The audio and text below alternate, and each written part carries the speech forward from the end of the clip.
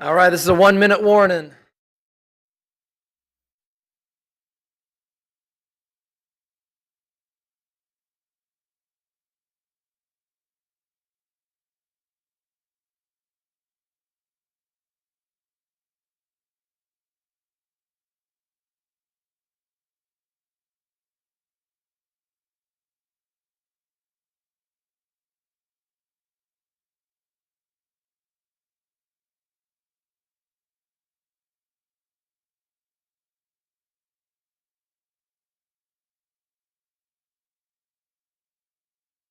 Hey guys, good evening everyone. Today is August 19th and I'm going to call this city council meeting to order.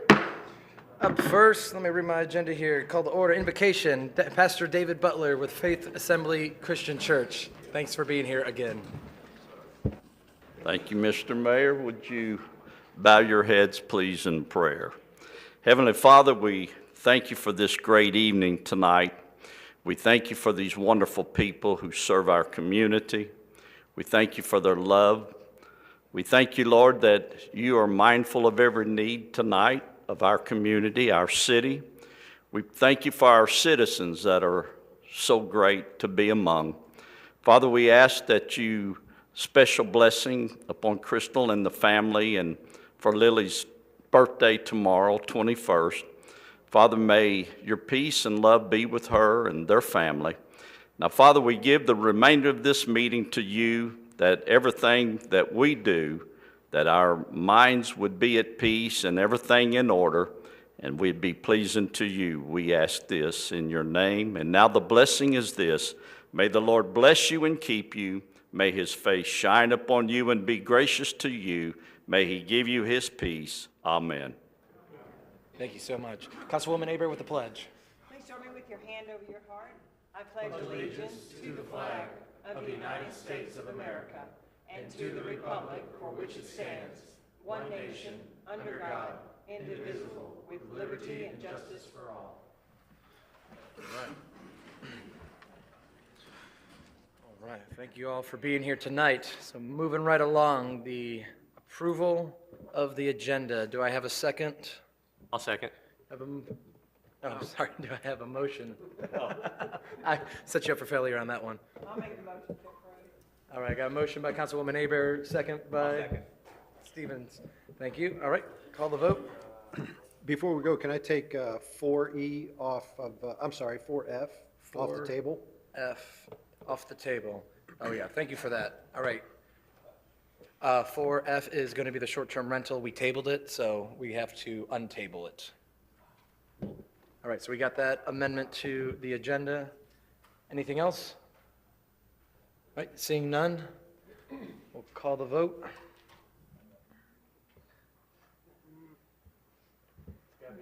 Yeah, no worries.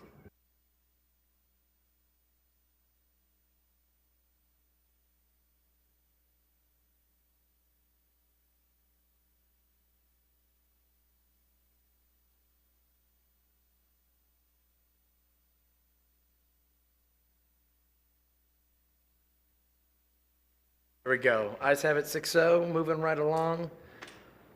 No proclamations, no public presentations. All right, public comments. I'm going to go with my right, y'all's left. Anyone here for public comments? Seeing none. Oh.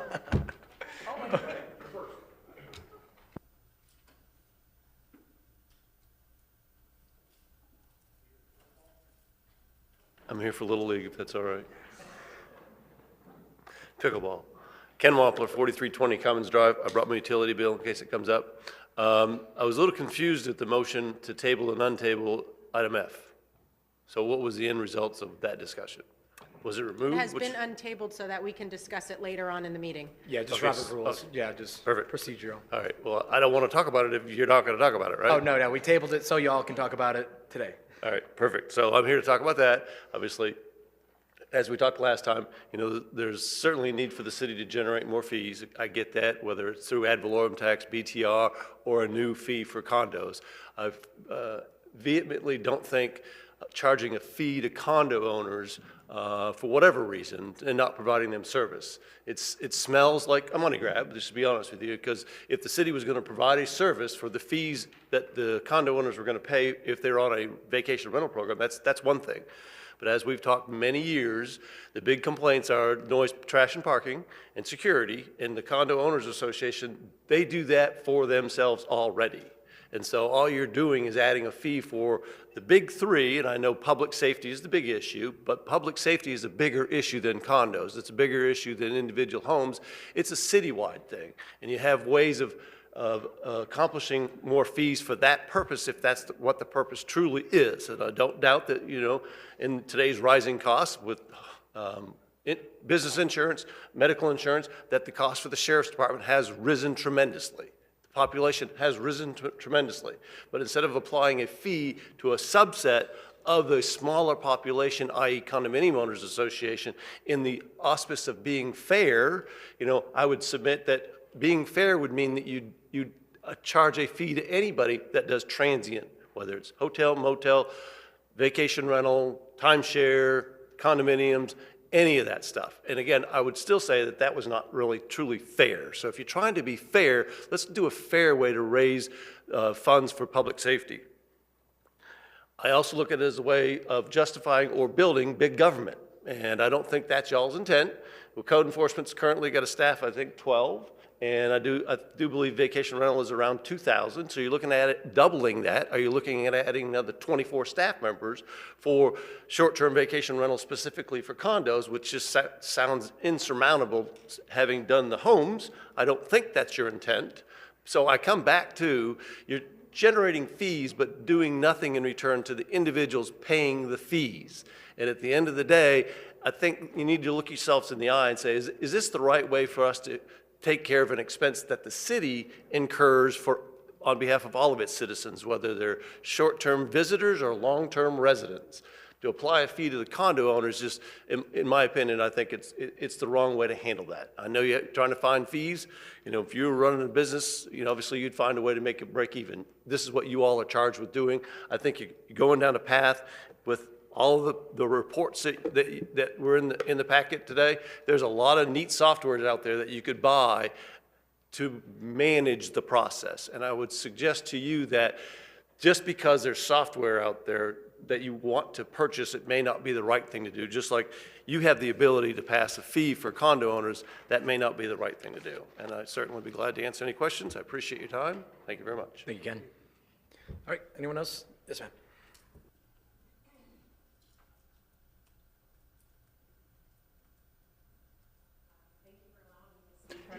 Just push the gray button, it'll go red.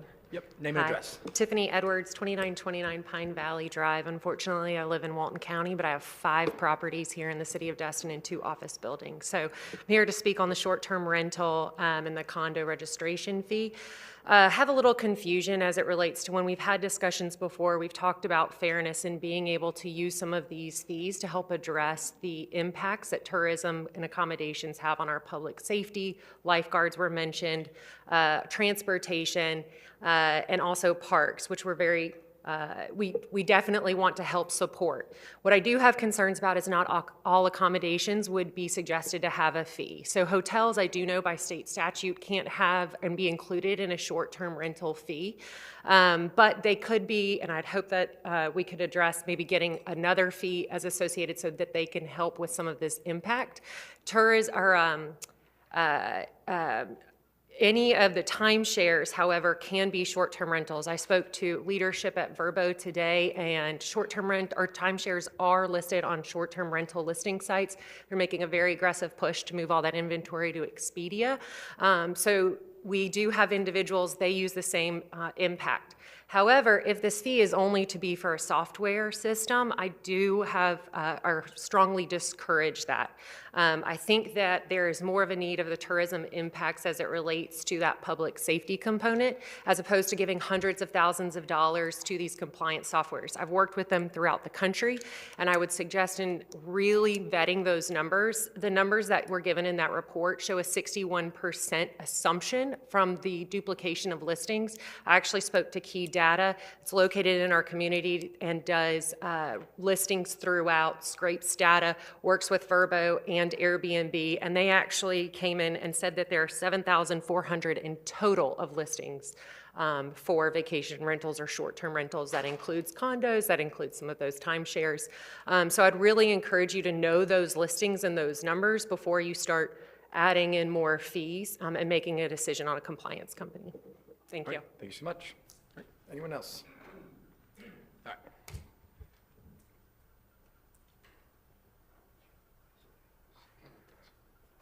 Good evening, Mayor and Council. Jim Wood, 3790 Misty Way. I'm not here to talk about short-term rentals.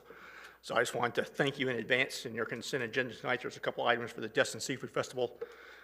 Use of Morgan Sports Park for shuttle work, North Marlow lot and the Zerby lot for vendor parking. We've been doing that for years. I talked to Kayla Levetch, the director. She couldn't be here tonight, so I told her I'd stop by and say thank you.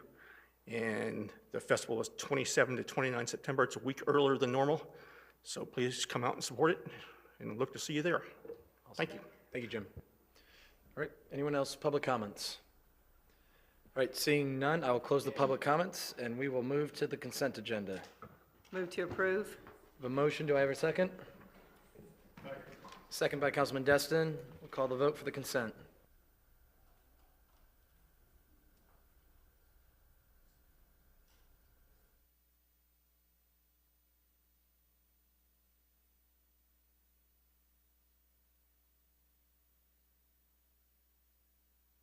All right, I think they're both locked in, they're just lagging. There we go, lagging. All right, 6-0, consent agenda is moved. Moving right along. Our city manager, take it away.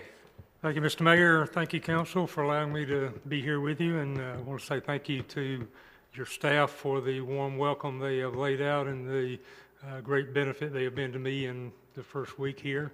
So we will ask for your indulgence as we muddle through this tonight, but believe we will get to the other side fairly quickly if you'll work with us. The first item for your consideration is item 4A. This is a request for you to consider and to approve a new permitting and licensing system by My Government Online. This will replace the Tyler Intergov component of our software systems. It will be substantially less than what we're using today. We believe this is the best software to put in place to serve our citizens and the needs of our staff and the council. Staff recommends your approval of this request, and there is a representative from My Government Online with us tonight on Teams. Should you have any questions, or if you have any questions of staff, we'll do our best to answer those. All right, thank you so much. Do I have any discussions to start us off or a motion? All right, Councilman Guile. I move to approve the adoption of My Government Online and authorize the city manager to execute the agreement with SCPDC at a monthly fee as set forth in the draft agreement. Second. All right, I have a motion and a second. Councilman Stevens? Yep, I just had one quick question. I remember last time the city swapped software, they ended up closing every Friday for training. And I just want to make sure that that's not going to happen when we do the transition to this new software. Andy? We do not foresee such closures. All right. Awesome, thank you. All right, seeing no further discussion, is that correct? All right, call the vote.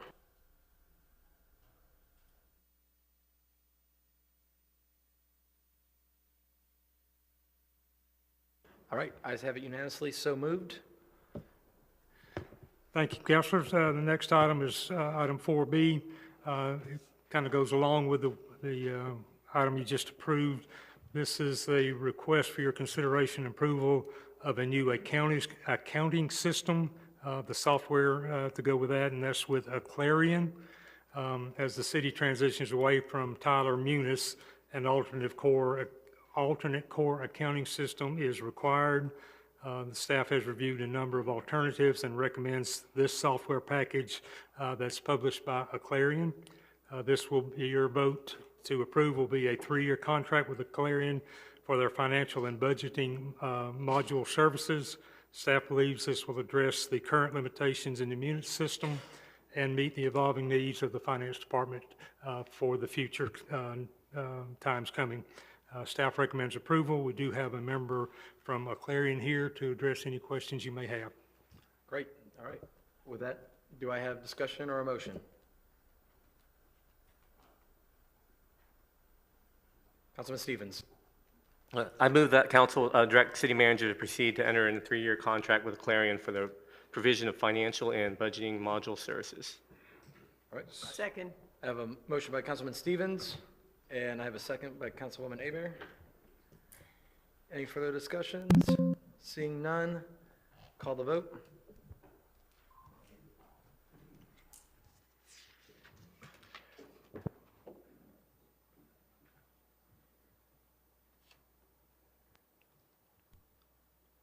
All right, ayes have it 6-0, so moved.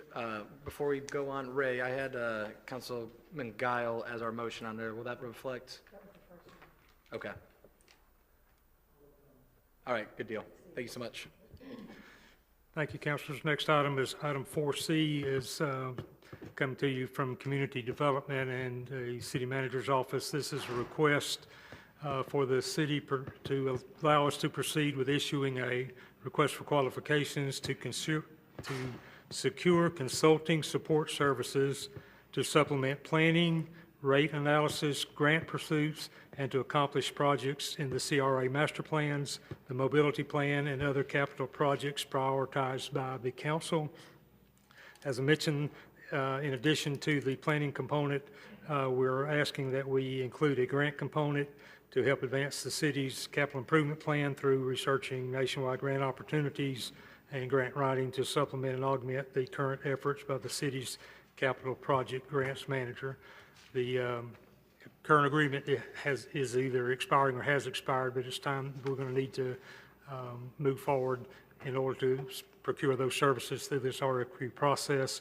What we're asking is that this be a master agreement or agreements, as there may be more than one firm we wish to enter into these agreements with, to establish a contractual relationship. And as needed, the project-specific task orders will be brought back to the council for approval. So there's no cost in this involved unless and until such task orders are brought back to this body for their consideration and approval. And staff recommends you approve the are going out for these RFQs. All right, thank you, sir. Do I have any discussion or a motion? I'll make the motion that the staff prepare an RFQ for planning, rate and grant consulting support services and bring that back to the council for review and approval at the future meeting. All right, Second. got a motion and a second. Councilman Guile?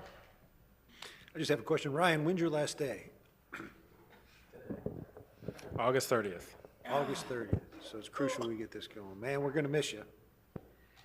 All right, good deal. Seeing no further discussion, call the vote.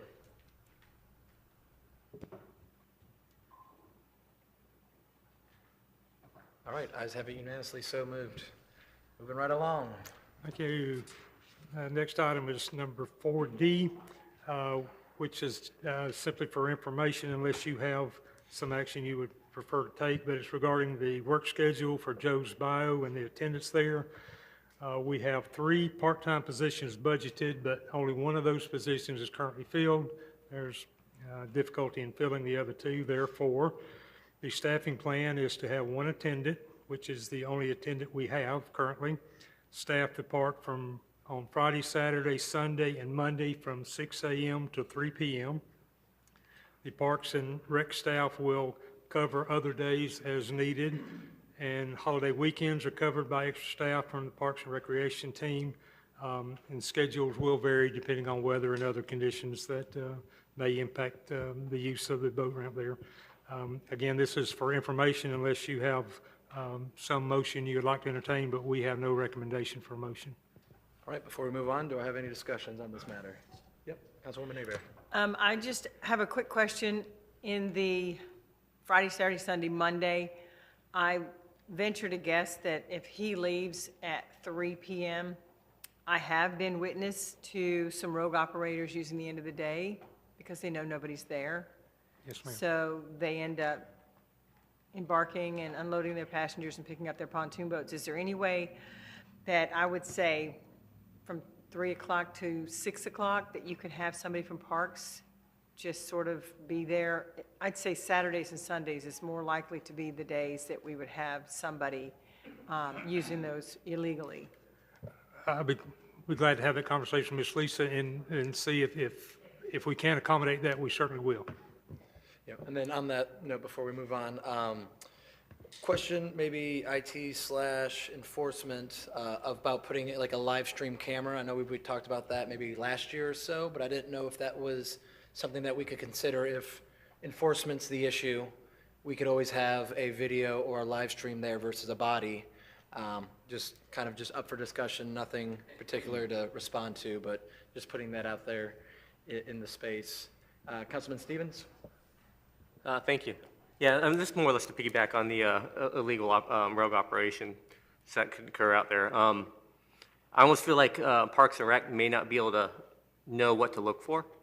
So I'm just curious, maybe in the mornings from maybe during peak summertime, Memorial Day to Labor Day, if code compliance is fully staffed, could we maybe see about having an officer there from maybe 8:30 to 10:30 during that time? And that way they can kind of see if the same boats come in all the time or something like that. That way they can be able to investigate a little more.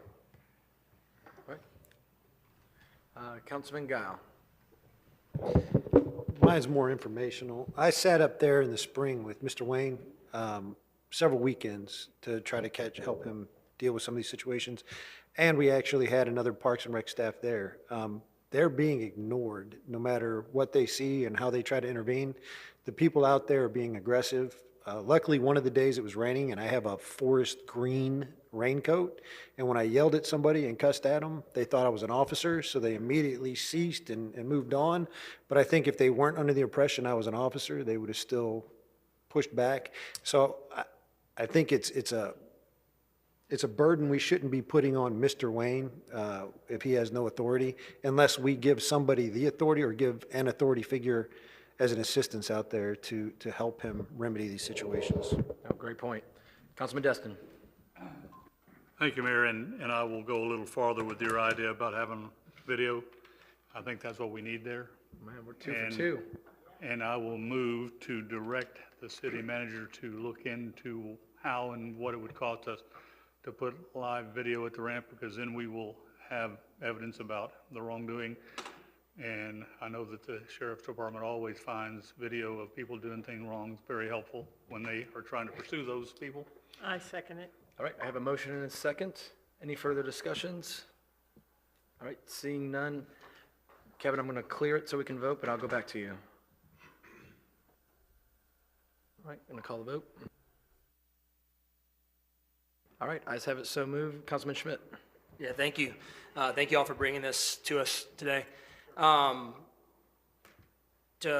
know Mr. Stevens and Ms. Hebert mentioned the rogue operators, but I think there's more to it than just that. That's probably part of it. I know we had a citizen here giving very specific examples of some instances that have occurred with him and his family. And so when we got the schedule provided to us, the 3 p.m. timeframe, I know we have a lot of great staff members across a lot of our departments, and they work very hard. But I do think that we need to find a way to actually have that position staffed, after 3 p.m. or until about 6 p.m. or whatever Mr. Stevens said. Because we can rely on the Sheriff's Department, and I think that they do respond. I know they have, but somebody has to call them to do that. And if nobody's there from the city, it's our boat launch. I think we're missing out to keep everybody safe and families and kids and everything. So I'll also make another motion to have city manager work with HR and Ms. Lisa to find out how we can staff that between code, between parks, whoever that might be, a new position for the upcoming season, not upcoming, but next season.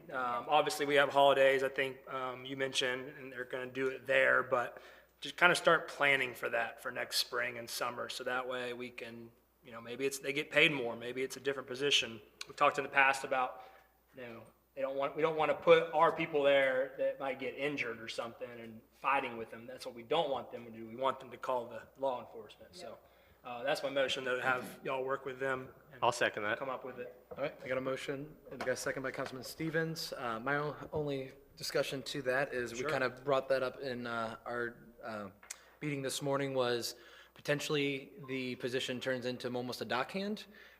The additional pay, I used to work at Legendary, what could be tips, and you're a service, you're down there working under the city of Destin, and you're also providing a service and hopefully creating more capacity and helping people get in and get out quicker, and hopefully maybe a little bit of law and order without the badge. But with that, that's my only thought of. Like, is that like, you're saying that's a bad thing or not? No, in a good allowed, thing. or- No, in a good thing of how do we raise the income for that staff member? Perhaps it's more in a service-based We need to think outside the box. Yeah, I mean, trying to And think of. The new Joe's Bayou launch that will be built one day, we need to be Well, even more. Oh, yeah, we on talked top of about our making an game ice because when machine, and that way they comes, can right. be yep, so that was just kind of throwing that out there as just thoughts now that you guys are all up here. Councilman Destin.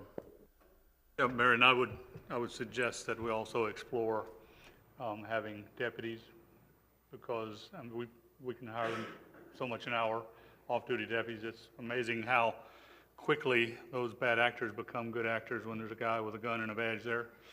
And if we put them there during the peak hours, it may well come out cheaper than hiring a whole position. So I would encourage the city manager to talk to our sheriff's department about how they may be able to help us. Yeah, I'll just modify that to just include that sheriff's department in our conversations. Began those conversations in dealing with some code issues, that how we might be able to supplant some of that. All right, Councilman Guile. I have a question that it's really for council, for discussion for us. What about sheriff's posse? What are the pros and cons of making that, certifying that individual or an individual, if we consider to go that route, as part of the sheriff's posse? Because at that point, they've got handcuffs, they got a gun, they got a badge, they got a uniform, and just that intimidation factor and that authoritative, at least look. I mean, unless we decide to go with the sheriff's department, obviously, but I mean, that alternative, what are the cons to having somebody certified on sheriff's posse in that role? Yeah, I don't know. Do you think we anything get a else. sheriff to help? Yeah, do you guys have anything for distinction? The sheriff's posse still is under the sheriff's office. It's not a separate entity, but they are volunteers that come out and help us out with bigger events, things like that. They're not somebody that we would have necessarily employed by the city of Destin, but they're also sheriff's posse, if that's what you're meaning by that. Can they work alone? They don't have arrest authority, the sheriff's posse. They are there mainly, they're like security whenever they go to events. And they can work alone, but they would have to call another member of the sheriff's office to come deal with any type of arrest situation or giving out citations or anything like that. Thank you for the clarification. And then last question for you, as far as if we went with the rent, not the rent, if we were to have you guys come out, thank you. What is the minimum hours that you guys have for a sheriff's office, if you have that off the top of your head? 4 hours, I believe, is our minimum. All right, for off-duty officers? Yes, sir. Yeah. All right. All right, any further discussions? No, you asked every question I asked. All right, so seeing no further discussions, we have a motion and a second on the table. I will call the vote.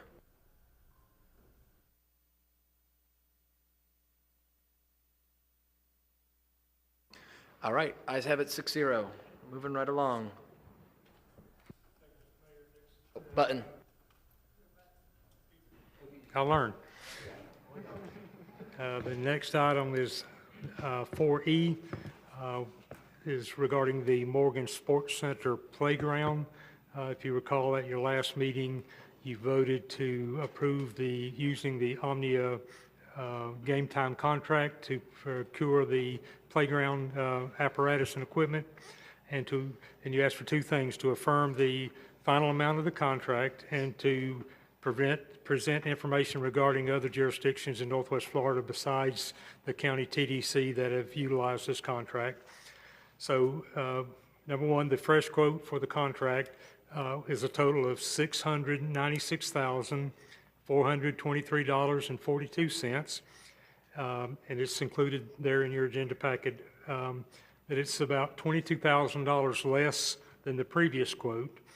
And the nearby local governments that have piggybacked on this agreement are City of Fort Walton Beach, City of Crestview, Niceville, and Walton County.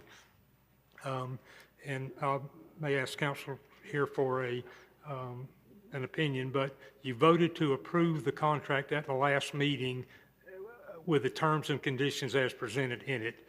This price is lower, so I'm suspecting we need to approve it again at the lower price.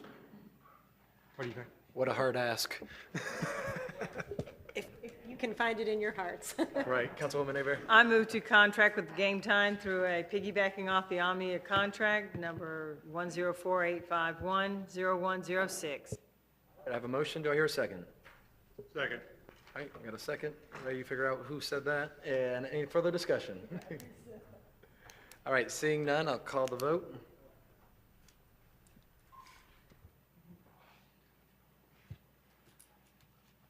All right, ayes have it 6-0. Button. Pushed it, didn't come on. Next item is Showtime, short-term rental registration for condominiums potentially. As you know, this was tabled at last meeting, but it was taken off the table in the earlier meeting when you approved the agenda. Troy has compiled and presented to you in your packets a lot of information, and there's a lot of moving parts to it. So instead of trying to just brief it and have him come and answer questions, I'm going to ask him if he'll come and just briefly go over what is in your agenda packets. Then if you have, there are a couple of recommended motions that if you do choose to move forward with it, that we'd ask you to consider. But certainly beyond that, it's at your discretion. All right, Would you Troy, mind? the council recognizes you.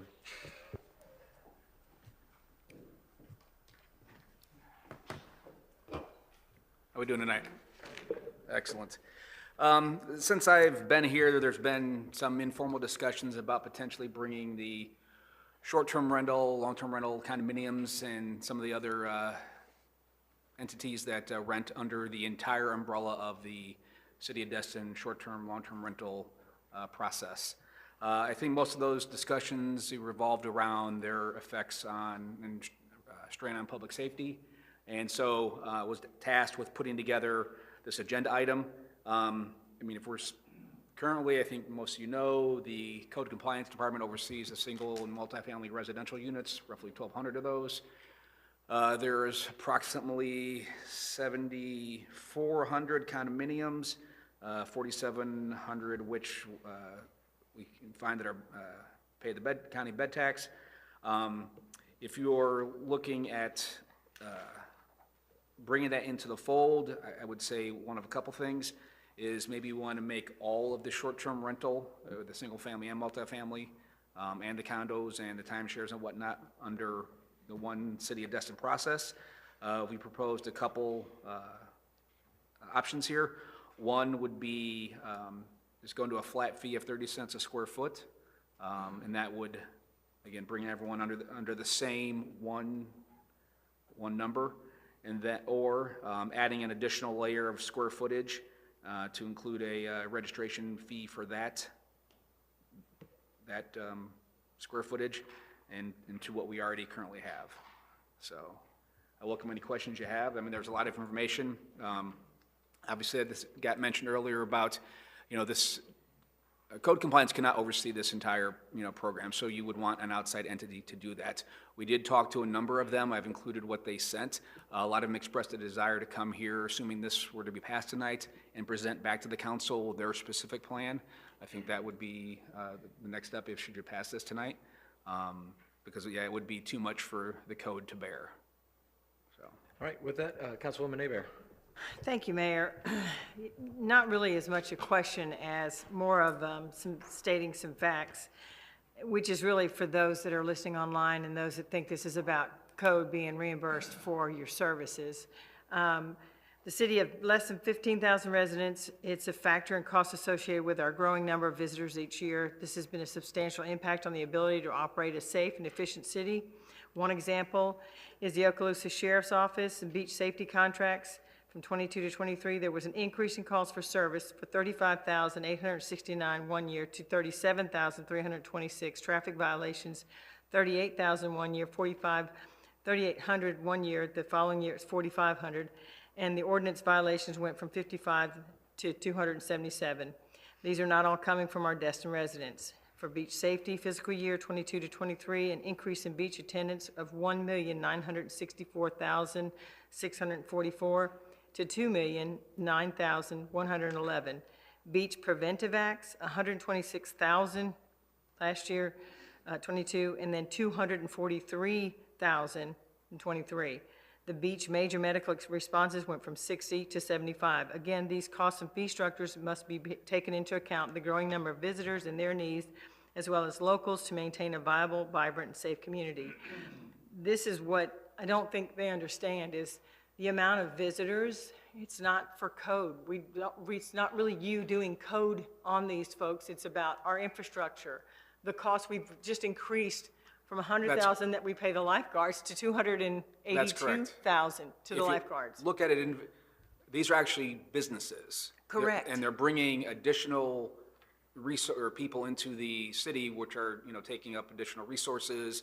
And again, if it was just 14,000 Destin residents, you only need a couple police officers to police the city. But, Exactly. you need more than that when you're having upwards of 80 to 100,000 people here in peak summer times. And to make it very, it sounds like, we're going to add on a cost, but by the size of the square footage for these condominiums, it could be 300 a year, up to 500 a year, max 700 a year. And if I can speak to, I know for a family of 4 that just came last week, some friends of ours, stayed in a condo, not even on the beach, it was $3,000 for the week. So I realize the condominium owners don't want any more fees added on, but realistically, $200 or $300 or $400 a year based on the impact they have every single week of family after family after family that they're, reaping the reward of having them stay in their condominium. I really don't feel like what we're asking is very much compared to the impact of what we as a city and those of us tax-paying residents are paying for the lifeguards and the safety and the sheriff's department. So I just wanted this on the record so people that are listening or watching, this is not about code going out and enforcing, did you get your BTR, did you get your sticker, your signs are off, you got garbage cans out. That's not what this is about. All right, Councilman Guile. Thank you. I just wanted to say that was amazing, Councilman Aber. That brought a tear to my eye. I was so excited. That Thank was you, Tamara, beautiful. for helping me with the verbiage, because she is the rock star that has helped me with 22 responses today. All right. And second, I do believe that something you just brought up makes more sense by the square foot, because we are recognizing that there are different square footage of condos. So I would like to move that we require short-term and long-term rental condominium rentals to be included in the city's rental registration program and establish additional level registration fee of 30 cents per square foot for such rentals, which will be set forth in the city's fee resolution. And I further move to direct staff to seek official proposals for overseeing all the short-term and long-term rental programs. Just for my own clarity. Yep. That 30 cents a square foot would encompass all short and long-term rentals, not just the condominiums. Everything as a whole, condominiums, housing, everything. Yeah, the timeshares. Okay. There's a Yeah, current. so the rate- long term, I'm not, so let me rephrase that then, because it would be strictly short-term rentals that we're looking to affect with this, not the long-term rental program. I'm sorry, I read this verbatim. I would like to alter it to just require short-term and not long-term condominium rentals. Councilmember Guile, would that include timeshares and/or hotels? Yes, ma'am. Everything that registers as a short-term. Hotel, to me, so they already have a BTR. They have a single BTR for the entire building. I think they fall under a different category. We're looking at individual BTR per household. I'm not sure hotel would fall into that, personally. Not currently, but we can have a fee that applies to hotels. They wouldn't be in the short-term rental fee, but there would be a fee if you're intending that in your motion. That's why I'm asking for the clarification. You tell us if you intend to include them, and we'll write it up for you. Yeah, I don't see how a hotel would fit under that same category, personally, but according to Teresa Abear's speech, I think it does fall under that same impact. So hotels, yes. Long-term rentals, no. Short-term rentals, yes. And timeshares, yes, And correct? timeshares, yes. Okay. And a point to the motion, is that two directions in one motion? He just fixed it. All right, okay, I'm just catching. Yeah, Mayor, yes, may I ask a question of the city attorney? please. Before this item was tabled last meeting, there was a motion on the floor. Should we bring that motion back or make this a substitute I motion? thought the table kills no, it just leaves it open? Need a vote to set the fee at 300. That was the motion. Would you like me to read it? The motion voted on? No, it was tabled. The substitute motion was the table, correct? So it was. No, there was no a- substitute motion. It was just a motion, and it was tabled. I can read it for you if you want.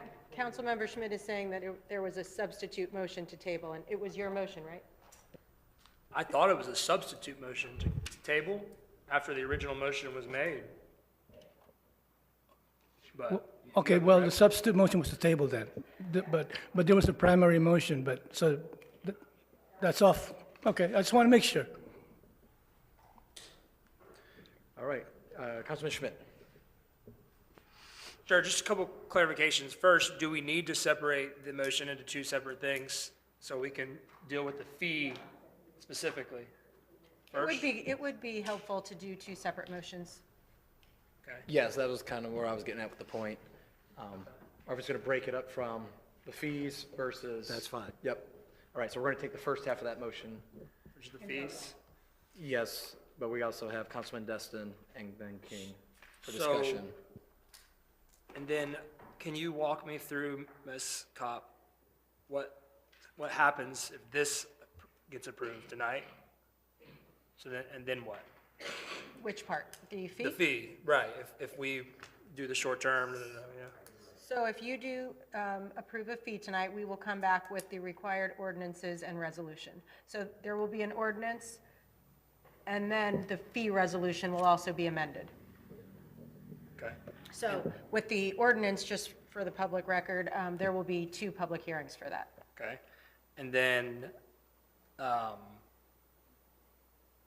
current motion was the 30 cents per square foot? Is that what you said, Mr. Guile? Yes, based off the recommendation of Code Compliance, Troy. I guess he's done some math on this. Okay. It seems like, could that be difficult to do math and have to make sure that I mean, square footage we're is able to get the correct, square or- footage, and so you just times it by Yeah. 30 cents. Part of me was thinking it'd be better just to do the flat fee across the board, just all across the board. I think I mean, Yeah. And I mean, I'm in support of doing something, yes. and this to- wouldn't look to take effect till next season. Right, Yeah, right. yeah, So, okay. I mean, just to speak to Mr. Wampler and some of the 25 copy and paste emails that we received a couple of days ago from one condo, there is a need, I believe there is a need to do something with the impact that is caused by the renters in the vacation, timeshare, condos, all of the above.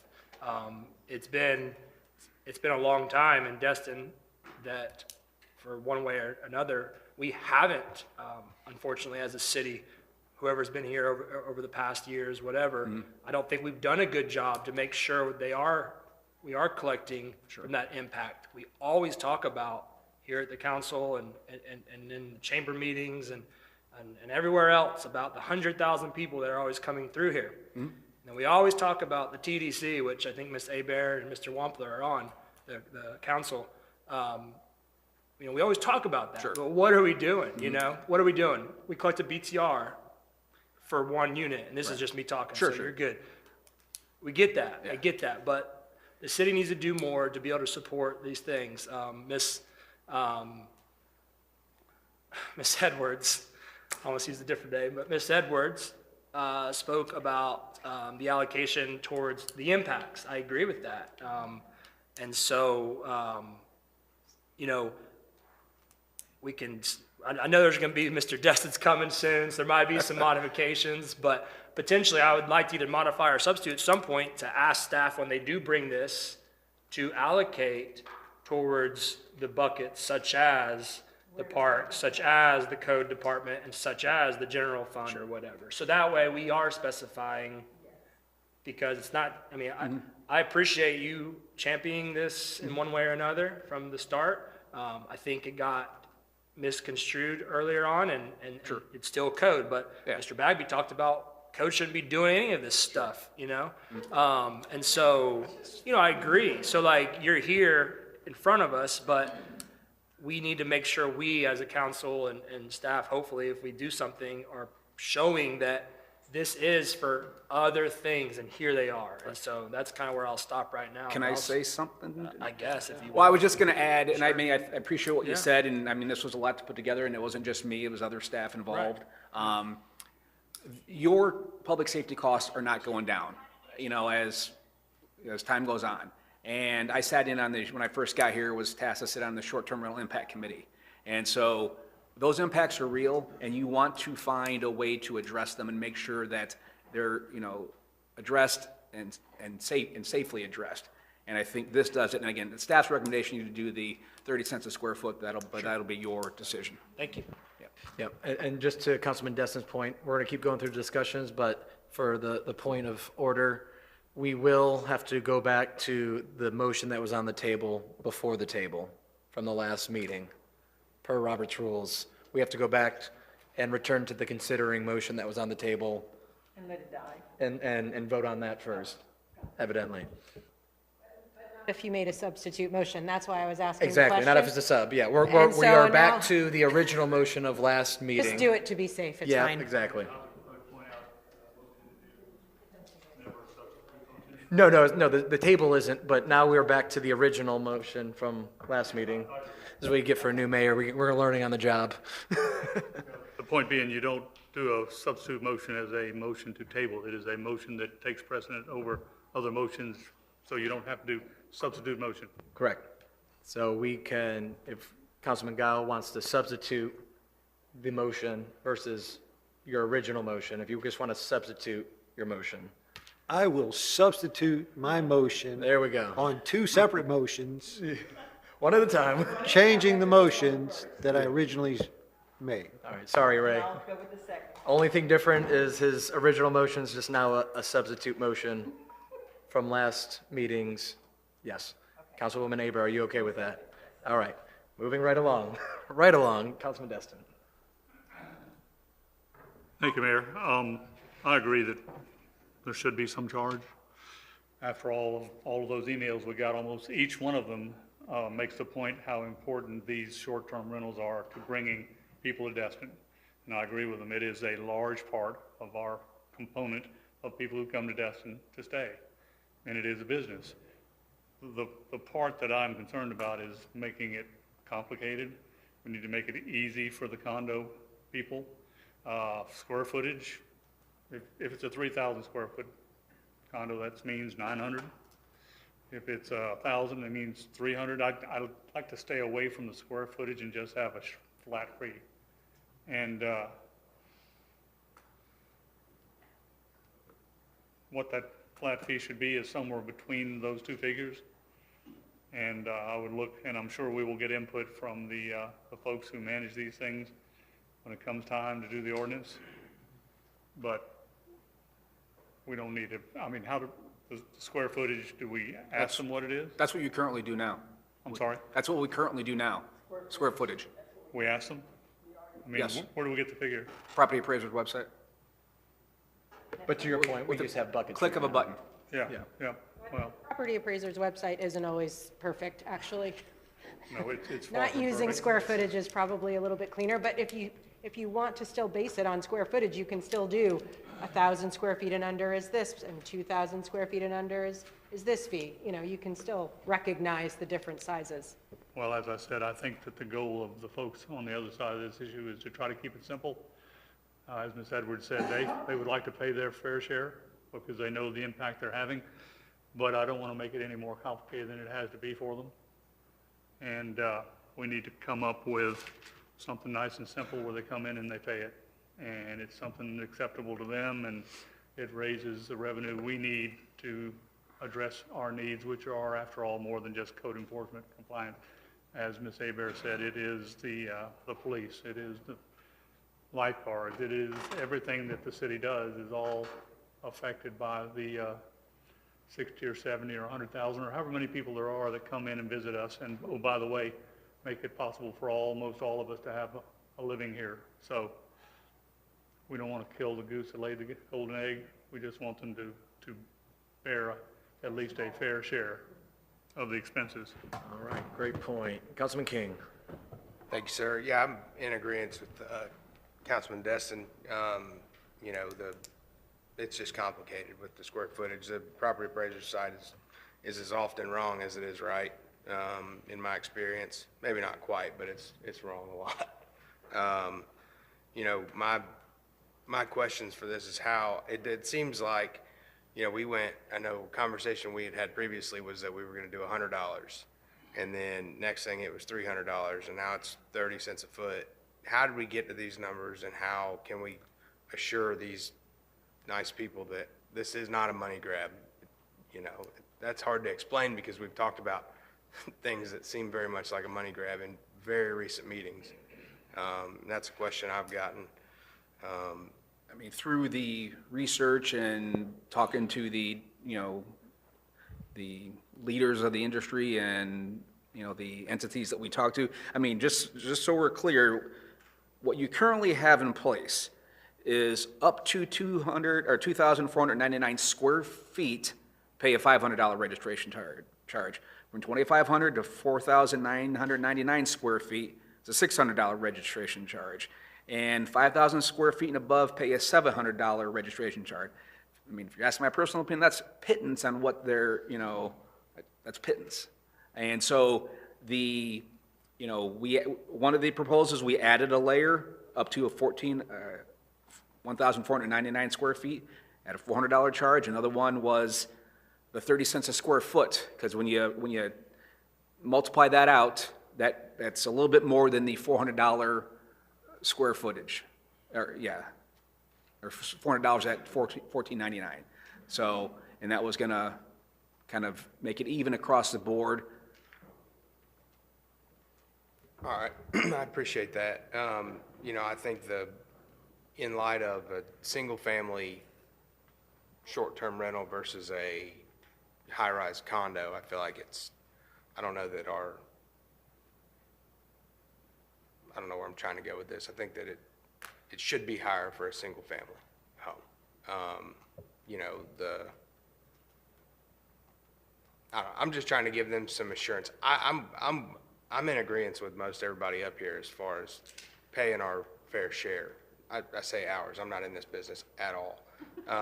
But I just wanted to be fair and reasonable. All right, Councilman Guile. I'm just thinking when you rent something or when you sell something, you sell by square footage, right? So whoever's renting that out is going to make more income off square footage, so why wouldn't, to be fair, I mean, if somebody's got a 500 square foot, they're not making as much as somebody that has an 800 square foot building. So to me, the price per square foot equalizes and normalizes across the board. So that's my stance on why I think that 30 cents per square foot, or basing it off a square foot price, makes it more fair to the actual homeowner, or the business owner. Let me change that. It's a business now. It's got a BTR tax. It's no longer a home, it's a business. So the business owner. Councilwoman Hebert. Thanks, Mayor. I just want to reiterate, we just had to pay fire and lifeguards. We went from $100,000 a year to $282,000 a year. So to specify where we're going to put this money, Crystal, I think you gave us a very good sort of like by the head count of what we currently have registered as far as condominium, short-term rentals. Could you give that figure again and some of the impacted areas that the monies that we would collect, not a money grab, but definitely getting us out of a hole of where we are trying to keep, like Mr. Schmidt said, we keep saying, you know, let's do this. Well, people years before us, councils before us, talked about it, but nobody did anything. And we're in a place where we're trying to catch up on 20 years worth of repairs to the community center and the ballparks and everything else. This isn't a hard sell. I don't feel like any condominium business is going to hurt by giving up $300 or $400 a year to help us take care of some major impact. So could you give us those numbers again so it's on the record with this information, please? Yes, ma'am. So the sheriffs plus the lifeguards, we're over $3 million a year now, which is 1/3 of our ad valorem tax that we collect from our residents. As you mentioned earlier, we have some good numbers here. For example, the sheriff's office took in over 37 calls last year. Yeah, 37,000 calls, which is a lot. Census Bureau says that our year-round residents are under 15,000, so that would be every household calling more than twice. The lifeguard numbers, I think, are even more impressive, that they had to do 243,000 beach preventative acts last summer. So that would include things, people don't understand the double red flags, you know, knee deep is too deep, those types of things, as well as running out to, you know, bring people in and respond to jellyfish stings and all of these other things. 243,000. So again, that's a lot more than our 15,000 year-round residents. Does that help? For fellow council members, is this information helpful for you to feel a little bit more confident that we're not overcharging, we're just trying to make ends meet with this type of monies to go to this impacted area? Because we can't talk unless we're up here. So I'm just making sure that y'all have the confidence when you're called by people why we're trying to do this in a small amount. So if we dedicated to those three capacities, roadways, lifeguards, and sheriff, versus the general fund, would everybody feel more comfortable? I wouldn't. No? I don't think you're going to get him either way on that. I mean, just like our parking fee, while it's, you know, it's a fee, another fee, it's going to solving a purpose. Sure. If I can put it in perspective, maybe this will Yeah. help. If you had a 5,000 square foot unit property, whatever, under the 30 cents a square foot, that'd be paying $1,500, which equals out to $125 a month, or basically $4 a day. I really don't think we're asking people to break the bank, but just one man's opinion. All right, Councilman Stevens and then Destin. Troy, appreciate putting this together. I agree with what council said. These fees, do you have like it's going to affect all the current short-term rentals to where their fees are probably going to be going up, is that correct? To some degree, yes.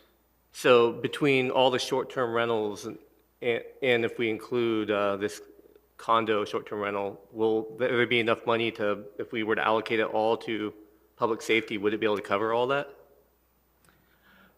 No, to be clear, that would cover about 60, just over 60% of our sheriff's officers and lifeguards. Okay.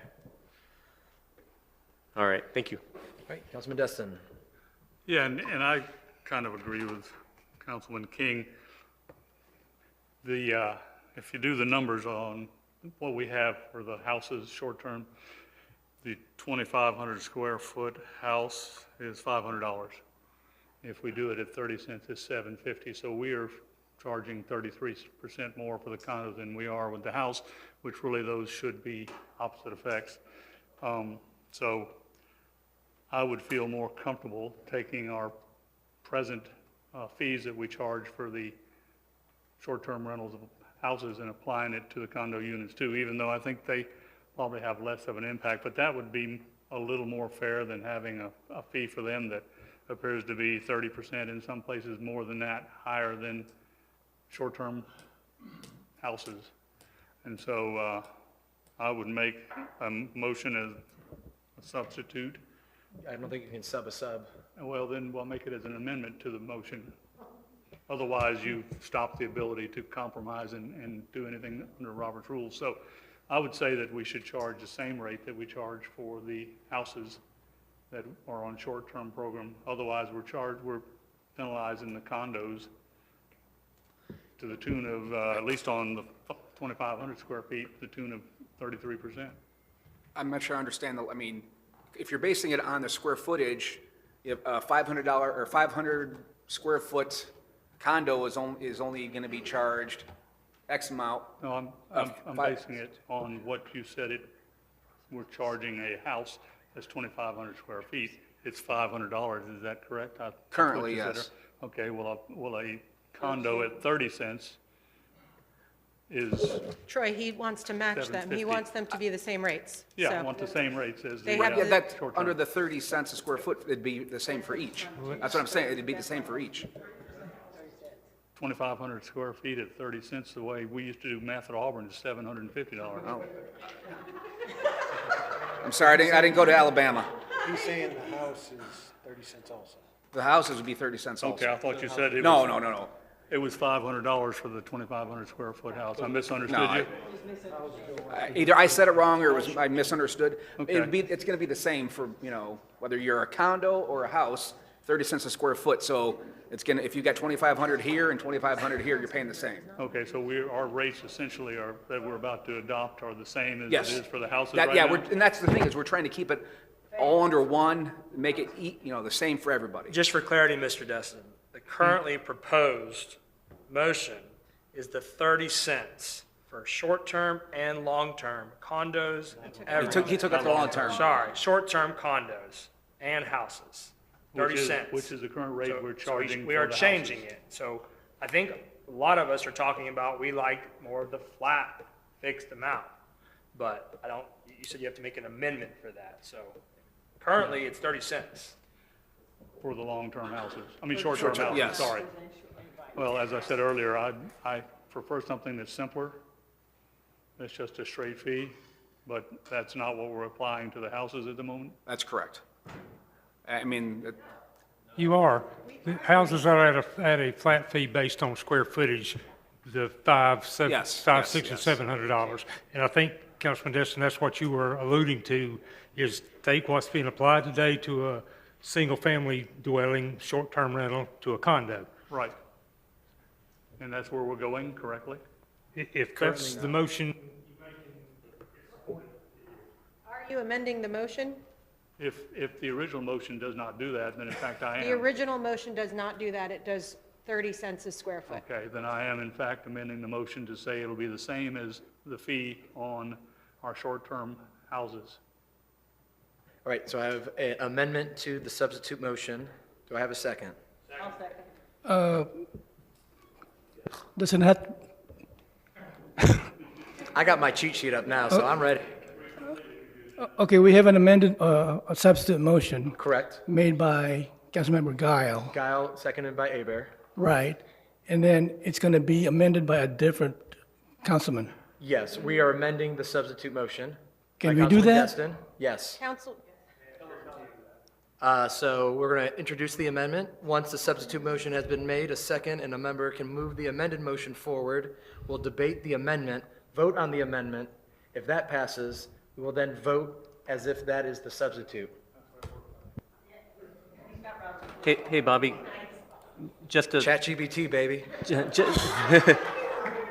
Hey, Bobby, just to clarify, so it's going to be up to $24.99 square foot, they're going to pay $500, 25 to $499, it's going to be $600, 5,000 plus, it's going to be $700, is that where we're going back to? That's correct. Okay. So that's where we're at right now. All right, so we got a motion and a second. Who's the second? I heard a bunch of people. Okay. All right, so we are voting on the amended portion of the, I'm just looking forward at you.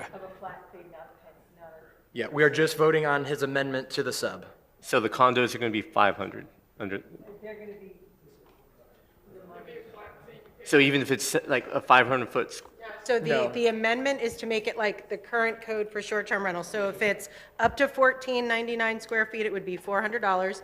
1,500 to 2,499 is $500. 20, That's not current. okay. That's not the current. The first component of that is not correct. The up to 14, Up to- up to 1,500 square feet is currently up to 2,499, Correct. which is 500. Correct. So, yeah, but the part of what Troy had proffered was that we would lower to 400 up to, so you'd have 4, 5, 6, and 700 as opposed to 5, 6, and 700. Is that correct? Yes, sir. So, but currently there's only 3 levels, 500, 600, and That is 700. correct. That is And correct. so and I think that's the motion that Mr. Destin made, and we got a second on All it. right. Which to So- simplify sorry, all the way I'm down- still confused. Yeah, I got you here.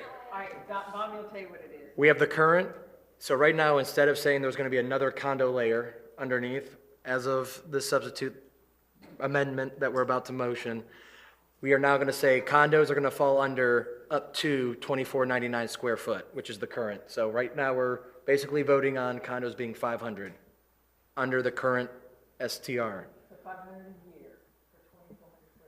Or below. Yep. Then in that case, we're keeping everything the same, which then allows the more square foot houses to not go up drastically. Okay. Councilman King, Yep. So we went from 100 to 300 to 30 cents a square foot to $500. I think like and I realize maybe I'm the only one here with this opinion, but what we're saying here is that a short-term rental condominium has the same impact of 1,000 square feet, has the same impact of a 1,000 square foot single-family home. And I disagree with that. yes.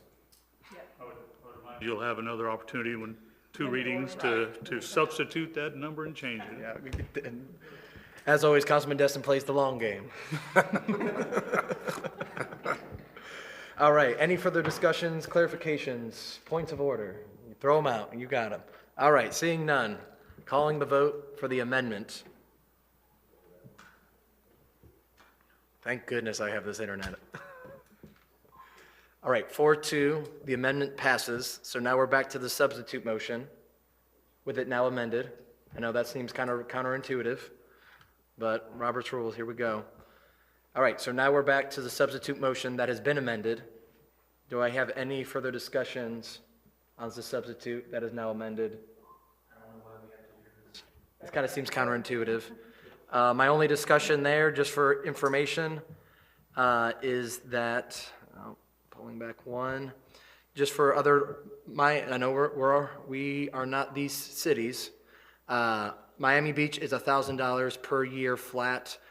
Key West is $750 flat per year. Fort Lauderdale is $750 flat per year. Sarasota is $500 flat per year, and then it goes down from there. So just as information of where we're falling with everyone else. With that, I see no other further discussion, so we are now with an amended substitute motion for everything we just talked about, and we're just going to call that vote for the sake of Robert's rules. All right, we're calling the now amended substitute motion. Oh my goodness, my brain hurts.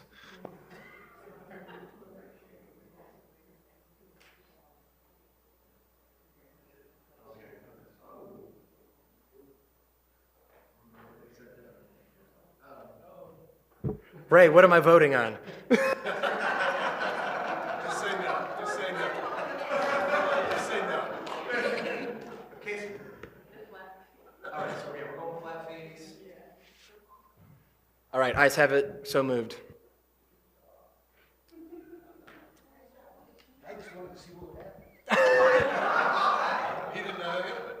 So since we're moving on, I'll make a motion to have staff bring back some options about this software stuff to be presented as well. I'll second that.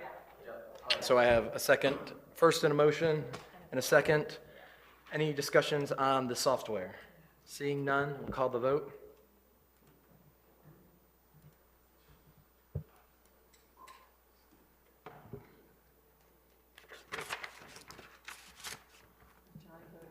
Yeah, it's on here, it's just lagging.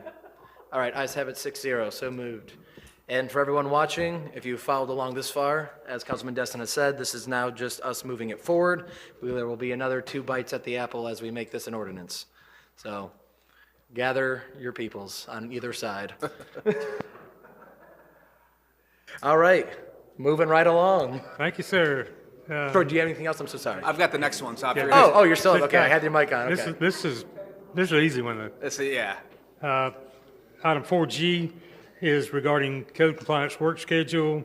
So the question before you is pretty binary and fairly simple, whether to continue with a revised schedule considering that we're 50% staffed, which is limiting evening hours, or to expand the schedules with later hours, which would reduce hours during our normal daytime operations. If you have any questions, we'll attempt to answer them, but again, it's a fairly binary decision. You want to stay where we are and use our staff primarily in the daytime hours, or to expand it and have some coverage in the evening, but it will deplete the daytime staff. And again, we are at 50% staffed in the department. All right, with that, Troy, do you have anything in particular? I couldn't be here at the last meeting, and I appreciate Councilman Stevens bringing, his motion at the time, and I think Councilman Bagby was against us reducing hours. We had already kind of reduced our hours because we are at limited staffing.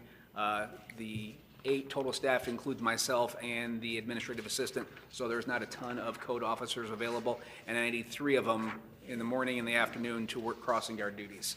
So, I didn't want to leave it unattended and let you think we weren't trying to, do our job or accommodate what your wishes. Yes, sir. All right, Councilwoman Abear.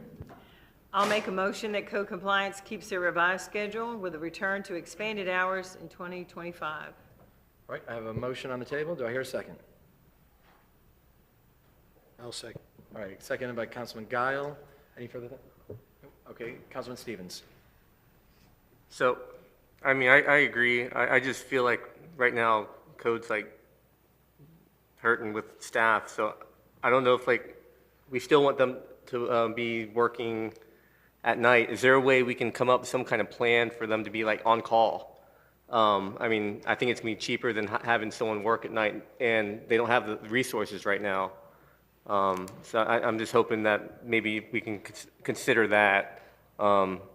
Another thing I'd really like to see is, I'd like to see our park, or what do you call it, the cross guard person at the school to fall under something else. I don't know if maybe we can talk to the school and see what options there are to maybe pull it back under the school again, or even offer it to a teacher that's already there. So I don't know if Teresa, if you'd be interested in adding any of this stuff as a substitute motion. If not, I mean, I guess I can make a substitute motion too. Okay. Okay, then I want to make a substitute motion that we consider on-call officers at night until Troy gets the staff back up to par. And then maybe see if One our at a city. time. One at a Oh, time. one at a time, okay, we'll One start at with a that time. one, okay, sorry. I'll second that. All right. Okay with that. All right, we have a substitute with seconded by Councilwoman Abear. Discussions that are up right now, do we want to wait? Oh, we're just gonna, do we want to speak on that, or do we want to hold and vote on the substitute? I would speak on. All right, Councilman Destin, you were up next. I believe at the last special meeting, we voted on this, did we not? And that's why he's coming back now. He's coming back now with, speak to that, I'm sorry. Yes, I mean, I wasn't here at the last meeting, and we had already instituted so I wanted to, at least hear from me and why we went to this Okay, revised and schedule. that's good and well, but under those pesky Robert's rules, you have to have a motion to reconsider a motion that was passed at an earlier meeting, in addition to the fact. One lesson per meeting. One lesson per meeting over here. Okay, Yeah, yeah, no, keep going. otherwise, you pass 3 or 4 motions at 3 or 4 consecutive meetings. It's That a are different thing. conflicting, that are conflicting. And the other point I would make out, or the other point I would make is that I don't think it's a wise thing for us to notice what the schedule is and that we're not going to have people working at night. That was my point. I've got a real problem with that. I understand they're shorthanded, but what we need to say is, okay, we're going to do the best we can to cover all the time until we can bring more people on board. That's what we're going to do. So we need a motion to reconsider the vote that was taken at the last meeting, and then we can go forward. Yeah. With that, so, city manager, do you have the previous motion from last meeting, just so we can get clarification on where we're I at? am searching for it right now, Mr. Mayor. Or Troy, do you might have it in front of I you? do not have it in front of Okay. me, All right. Yeah, that was gonna be my 2 cents while he going through it, was at some point, when are we in the weeds and have stopped trusting our department heads? And while we can absolutely make directional suggestions and trying to solve goals and observations, but at the end of the day, they're the ones on the ground, and we can point them their way and give them a compass, but, you know, at the end of the day, it's your call to figure out what trail we're gonna blaze. Right, I mean, we had already kind of instituted some stuff, but since it got brought up and Mhm. voted No, of on, like, course. had to want to come back and have a conversation. Yes, sir. Ray's looking, anyone's looking? Got So, anything else? I Yeah, mean, Councilman while we're all Schmidt. still looking, and they can look, but I think it was I think somebody proposed to like completely change something.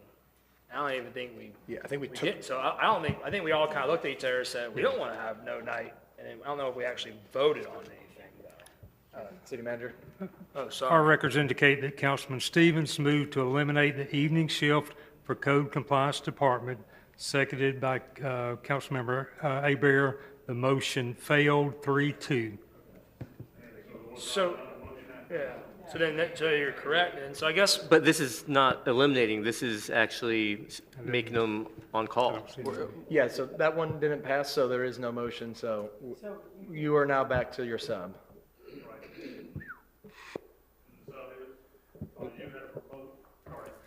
You had a proposed schedule that part of the packet? Yes, that's what we're currently working right now, and we were going to like to continue that until we get our staff back up and trained, And did that have any coverage at night?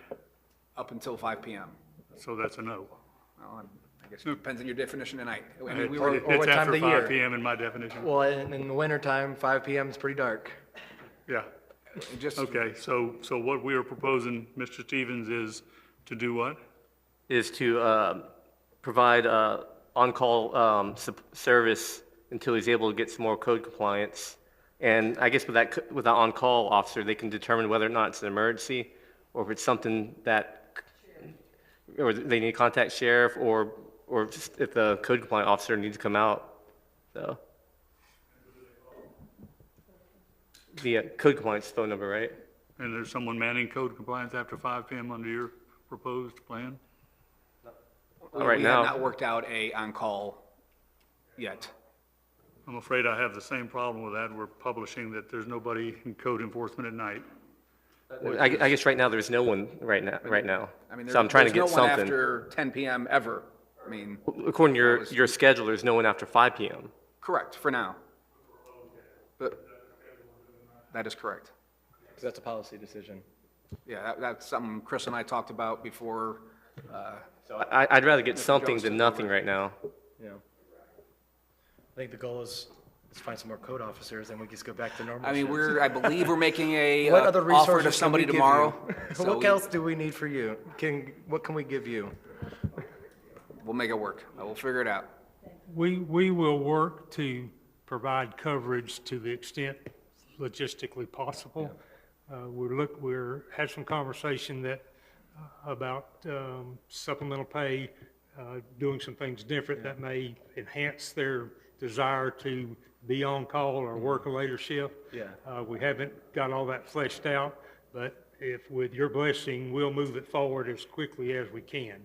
And, Yeah, Councilman Stevens, to that point, can we broaden that instead of directing them to one thing, to have them bring back proposals for alternations while we're figuring this out? I'm okay with that decision. Okay. And anything we do in the interim will certainly be within confines of the budget, which we're certainly Yeah, have bound funds there to. to do some things with. Okay. And so we're exploring Yeah. those options, and we'll continue, and we'll implement them as soon as they become feasible and logical, if that's reasonable. I want to make sure we're all on Yeah. the same page, we all understand. I mean, so if we're having one or two officers working a shift, likely an officer safety concern, Two, if someone calls off sick, you're not gonna have coverage unless we have an on-call, pay somebody overtime. Most, and we'll get you hard data, but there are not a ton of calls after 6, 7 PM. All right, couple noise complaints. If we're not going, the sheriff's department's going. Where we make the greatest impact, I believe, is during the day where we can see everything. So I'm just throwing it out there to you. Okay. Can we add that part of the motion to where we get that We will data have, of the calls? we'll have those conversations and we'll All right, do the so- best we can with what we have. So you're amending it to just more of a comprehensive plan of what we're going to do while we're short-staffed? Correct. And is there a way we get some more information on the after-hours calls too? Yeah, we'll just do a full comprehensive. Yes. What we're going to do. And then who was the second? I'm losing. Okay, Councilwoman Aber, are you okay with the changes? Councilman Schmidt for Yeah, just clarification of a discussion. few things, because this is, hurts me. So we have a policy, council, I guess, of a code schedule, and it includes nighttime hours? Is that what, is that what we agree? That's our policy right now? And then we don't, so we have a policy right now that does say we want nighttime hours. So then we've stopped doing that because we don't have the staff. So then you're officially bringing us a schedule so we can change the policy? Is that kind of how this is working? We had already, at least this is the way I see it, and tell me if I'm wrong, we had already instituted the revised policy internally. And then this got brought up and voted on at a meeting I was not at last week. So I'm like, hey, we need to come back and talk to the council because we've got two different things going on here. So is So schedule it wasn't supposed- us Right, I'm just trying to disregarding what the council's wishes were. Right, I'm not arguing, I'm just trying to understand, is scheduling, internal scheduling, is that a departmental thing, or is that a council policy? Internal scheduling is a department thing, but it's supposed to follow the guidelines that we give them. Okay, gotcha. Yeah, I understand we're shorthanded. I can't support, like, actually changing to say we're not gonna have those hours. I get that the problem is you're gonna look at me and say, well, I don't have anybody that's gonna work that schedule. And so I guess I'll come back to you and say, well, what do you need from me? So what do you need from me?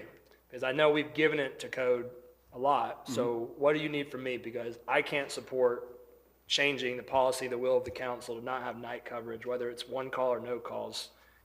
We had a fire on the beach recently. Nobody could go because nobody was here. You know, like, there's things that happen that we need to have a presence, so I can't support changing it even temporarily.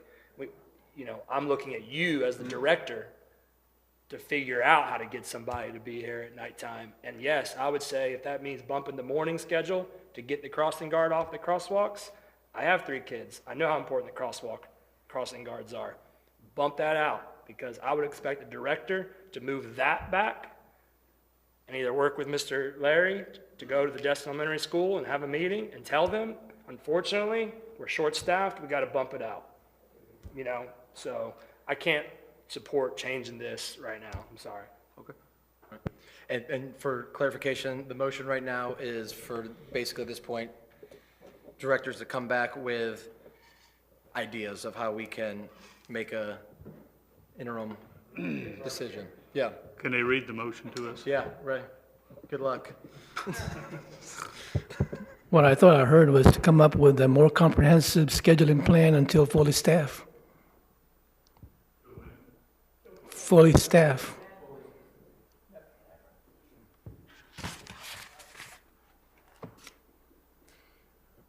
Troy, how many vacancies do we have? 8, however, because the city's trying to cut, the budget, we have agreed not to fill the 2 part-time positions, so it really needs 6. And that's with your That's deputy 6 not full-time. there? I don't have a deputy, I don't have another ops training coordinator, other supervisor position. Okay. So those 2, and then 4 more code officers. So we're missing 4 code. Well, the other 2 can do code. Yeah, but I mean, 6. for your Yeah, yeah. master plan here, okay. I mean, my only suggestion, and if that's all it is perhaps we cut 2 of them and provide everyone else more funding, or we just find a way to make it more lucrative for people to want to be our code people? Again, just a thought, throwing it out in the universe. We had 2 interviews this past week. I'm very hopeful those 2 candidates are coming on. Good deal. So I'm just, All right, cool. All right, so with that motion, we have a second. I'm going to call the vote because I see no other further discussions. And it's just to bring a comprehensive plan back until we are fully staffed. So just really more fact-finding than anything. I will have you a plan. Yes. Which I think this is, but. All right, call the vote.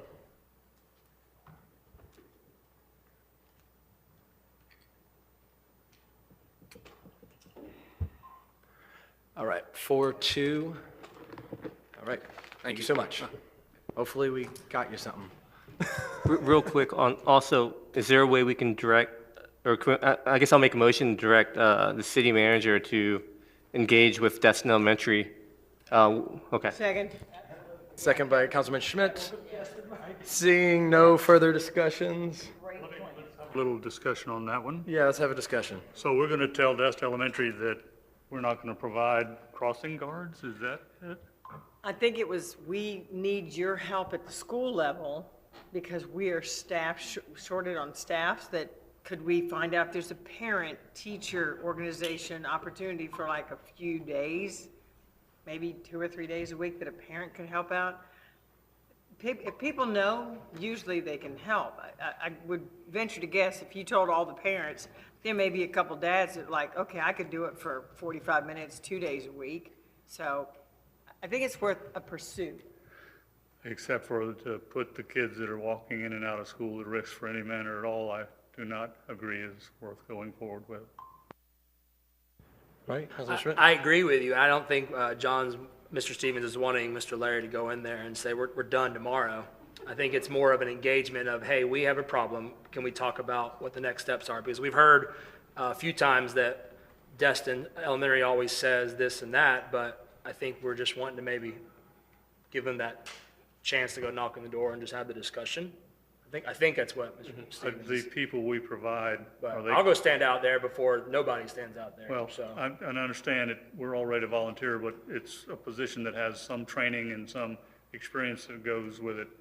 And so just to ask for volunteers to come do it, I'm not sure is the proper, I don't think we should be putting the crossing guards at the school at risk, period.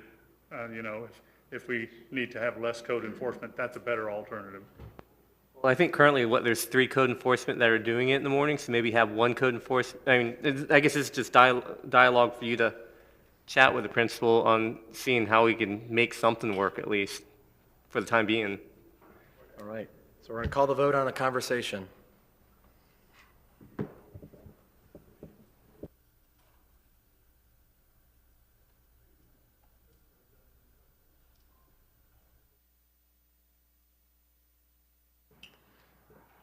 Wait for the WAG.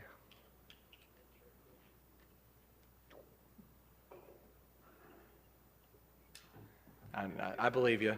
We know how you voted. Yes, since you made the motion. All right. There we go. Ayes have it 5-1 for talking to the elementary school on getting a brainstorming session going. All righty. Moving on. All right. Whatever letter we're on. Next item, councilors, to the last motion, we certainly won't wait until we're fully staffed to start reworking schedules and making things more accommodating to what the needs of the city are. So as we add staff, if it's 1, 2, or 3, whatever it may be, we will work on expanding those schedules appropriately.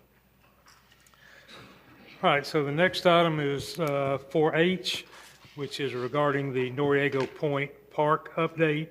As you're aware, the Florida Department of Environmental Protection is administering the Phase 3 recreational improvements to Noriego Point Park. The DEP has awarded the contract to R.J. Gorman, and the construction is anticipated to start around September the 5th. The project is expected to take 9 months to complete. The newly constructed Gulf Shore Drive extension will remain closed and will serve as a secured staging construction area for the project. The contractor has stated that they prefer to keep the park closed during construction due to safety and security concerns. Staff has reviewed the construction and staging plans, and keeping any portion of the park open during the construction could pose potential safety and liability concerns. So based on those, staff recommends that the park remain closed for the 9-month duration of the construction period. Councilwoman Aber. I move to direct city manager to work with staff and the city attorney to close Noriega Point Park throughout the duration of the construction improvements. All right, I have a motion. Do I hear a second? Second. Second from Councilman Stevens. Councilman Destin is up first. Thank you, Mayor. We're going to be closing the part also that's on the inlet channel part where the little scalloped areas are that have lifeguard towers on them. Under the current motion, you would. That's the staff recommendation. It's not required. You would have to close the harbor side, but not that side with the embayments that you're talking about. However, as the city manager indicated, the contractor has requested that we close the whole thing if possible because of public safety reasons during the 9 months of construction. Yeah, now the problem with that is, of course, is that those are used all day, every day, and the fire district has lifeguards along there, and those people can approach those beaches by water. I don't know how we're going to keep them out of there without having a guard or a nice chain link fence over there all the way down that beach. So I would offer a substitute motion that we ask the staff to work with the contractor to see in what manner we can keep those beaches open. That is the alternate motion, is to It is. do that, yes. So I'm making that as a substitute. All right. Second that one. Okay, I have a second by Councilman Stevens. Councilwoman Aber? Yep, oh, okay, I'm sorry. Whoever wanted to speak, just throw your name back in there. It got deleted. Councilman Schmidt? Sure. Only other thing I would ask Mr. Destin is I would like to modify it in some way to put some sort of date in regards to looking at this, like an April 1, it would be brought back to us. Because we've had park projects before where they last many, many years. So if it could just be brought back to us for like an update, because maybe we need to modify how far it's being closed or something like that. So, okay, cool. All right. So I got a modified motion. Councilman Stevens, are you okay with that? He's shaking his head yes. Because I know the harbor side is going to have a lot of chit chat come soon when they start seeing some barriers put out The there. harbor side has to be closed. I get it. That I get part's it. not Yeah. optional. I know. Yeah. Well, we can come back at like every 90 days or so. Yeah, quarter, Quarterly. once a quarter. All right, any further discussions? All right, seeing none, calling the vote for the alternative motion. Bless you. All right, ayes have it 6-0, so moved. All right, going to I. Thank you, Mr. Mayor. The following items are in your packet as information only. If you have any questions, staff will certainly entertain those, but it's the capital projects status report. J is the operations financial report. K is the TDC collection report. L are draft minutes from your standing boards and committees, Parks and Rec Board for May 28 and June 18 of 2024, and the Public Works Public Safety for July the 9th of 2024. And finally, item M is the attendance report for your volunteer boards and committees. And subject to your questions on any of those, that's all we have. All right, Councilman Schmidt with the discussion. Yeah, thank you. In regards to number I, letter I, the capital project status, and speaking with staff, staff members, we have some money still moving around and available. And so I'm at this time making a motion to do an internal transfer to move $119,000 from renewal and replacement 572, which is a Parks and Recreation number, to specifically the Morgan Sports Center batting cage facility. All right, I have a motion. Do I hear a second? I'll second that. Second from Councilman Stevens. Discussions? Yeah, just again, this is just a, there's, all the money's been allocated towards all these big projects we're talking about, but Crystal and others have mentioned that there's some monies remaining to do some of these things that Parks wanted to do at Morgan. So I'm just trying to do that transfer. All right, I guess potentially, Crystal, that renewal and replacement, can you give us a little brief on what that is? Yes, sir. So this is general fund money that we have set aside to renew and replace Parks and Recreation. And the proposal on the table is to use this general fund money instead to add a batting cage, and that's also an allowable use. And we did, so yeah. Okay. This will work. We can do this. And then, okay, and then from Parks, the renewal and replacement, what was that looking for? Yes, so this is just using up some of the remaining renewal and replacement money for parks. There are just a few small dollars here and there. There was an HVAC unit that we budgeted to replace out this year that we ended up having to encumber it and replacing it last August instead. So that's still there, and then there's still some window replacement funds in here. There are adequate funds for next year to do all of these renewals and replacements that we have planned, most importantly, the community center windows and doors. The playground you already encumbered earlier this evening. And there was a third, the LED lights was the other thing scheduled for next year, and we have adequate funds to complete that too. Sounds like you've sharpened your pencil. Yep. What? Lisa, do you have anything?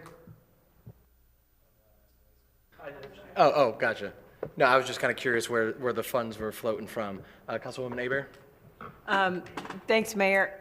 I think it's a great idea, Kevin, especially since we've already got the lights affiliated. And I can't see Lisa because Tina's directly in front of her, but Lisa, you are good with all the rest of the funds for what you know we've got to fix that's all set, correct?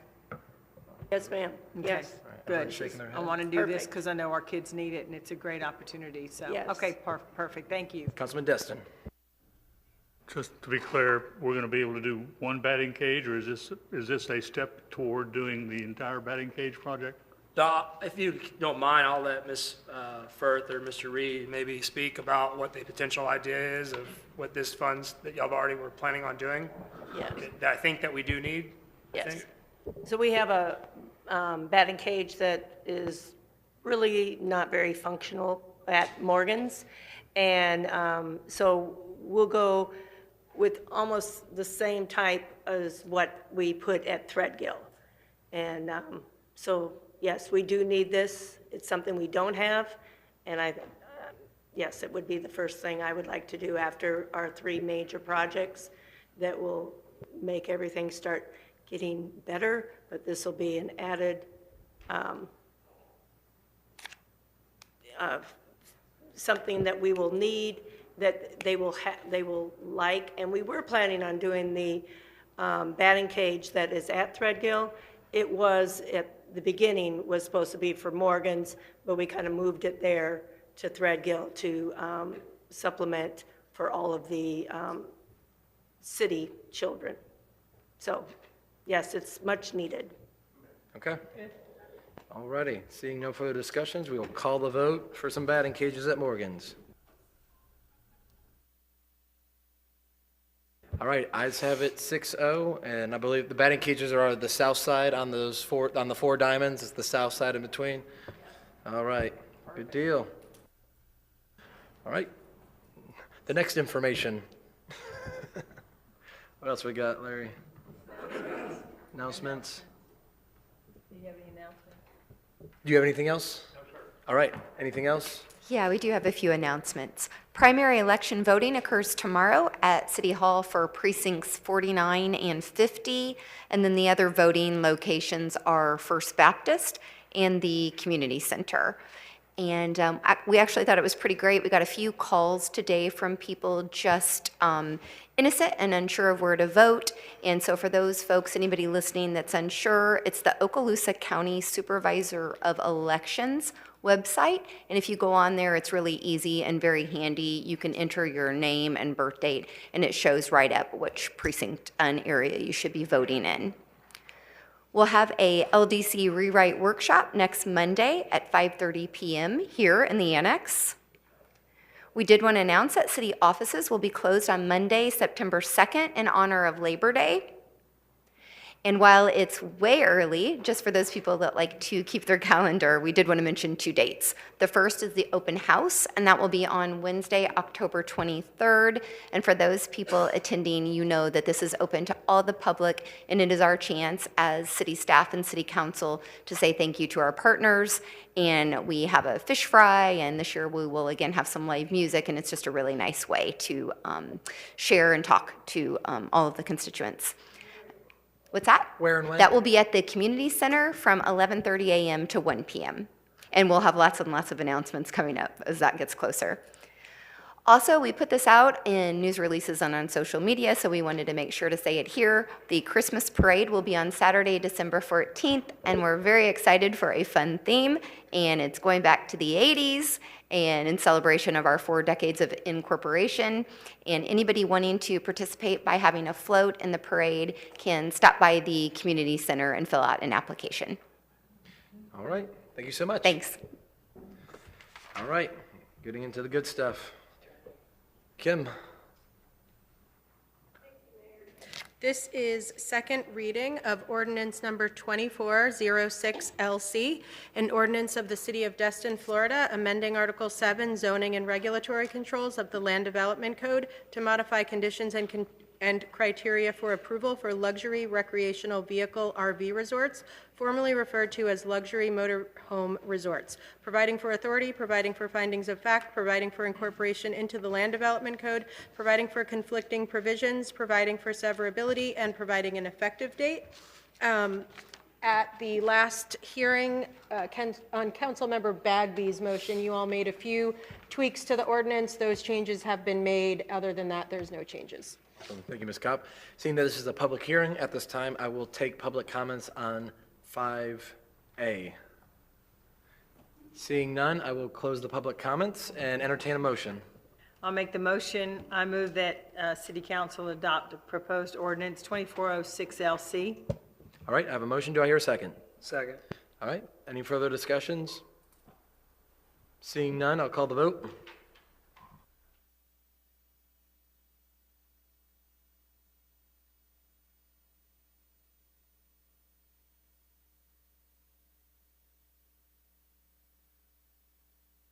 I know. I'll wait for the lag.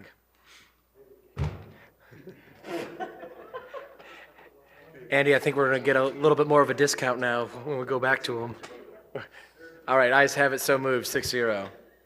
All right, Kim, back to you. Okay, for items 5B and C, similar to what we did at the last meeting, I would like to read them together. The applicant did not object to that last time, and he's not here tonight. So with his acceptance of that previously, I'm going to go ahead and read both ordinances. They deal with the same real property. So ordinance number 2407 PC, an ordinance of the City of Destin, Florida, amending the comprehensive plan, providing for authority, providing for findings of fact, providing for the adoption of a small-scale amendment to the comprehensive plan future land use map to include a change in future land use designation of 8 parcels of real property located north of Calhoun Avenue as described and depicted in Exhibit A, consisting of approximately 4.75 acres from Calhoun Mixed Use Village, CMUV, to Calhoun Mixed Use, CMU, providing for incorporation into the comprehensive plan, providing for conflicting provisions, providing for severability, and providing for an effective date.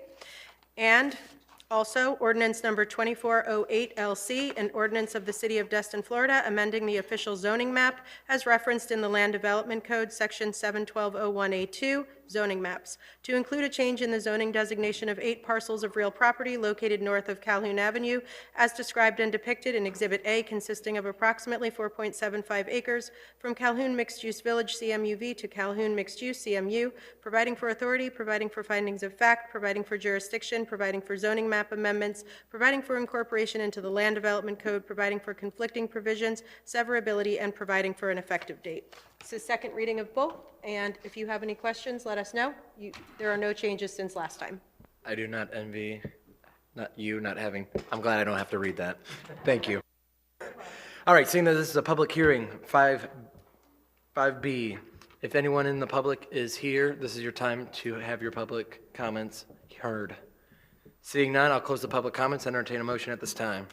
I move City Council adopt proposed ordinance 2407 PC. All right, I have a motion. Do I hear a second? Second. Second by Councilman Stevens. Further discussion? Seeing none? Oh, sorry, Councilman Schmidt? Yeah, what kind of notice goes, I couldn't find it in the staff report, notice to the adjoining properties or whatever? Is there, The staff sends out notice to everyone within 300 feet. Maybe the community development director could confirm if those notices went out, but usually it's at the time the application is submitted, correct? It's at the time that the application is deemed to be sufficient. At that time, the notice is sent out to everyone within 300 feet. There's a sign that's posted on the property, and then there's the legal ad that's placed in the newspaper. And at the end of the agenda item, there are a photo of the affidavit of posting of the property, and also the photos of the signs are in there. so we did do the notice? Yes. Is that, okay, sorry.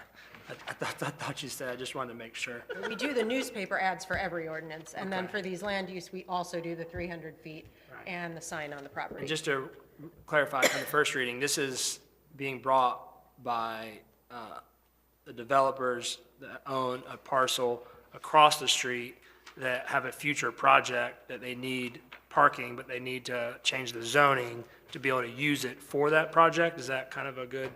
Correct. It's they need the land use amendment and the rezone in order to incorporate the property into their future development project. Okay. And I know that the gentleman's not here tonight to answer the questions, so I'm sorry, Tina, for keep asking you, but That's what I'm here for.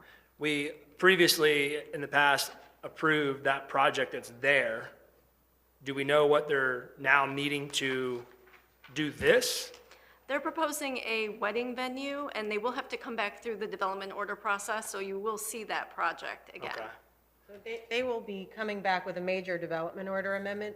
They have a development order that they are going to be asking for a major amendment to. And that will come back to us. That will come back to you, and at that time, you will hear the details of the development plan. Thank you for answering. All right. Seeing no further discussions, I will call the vote.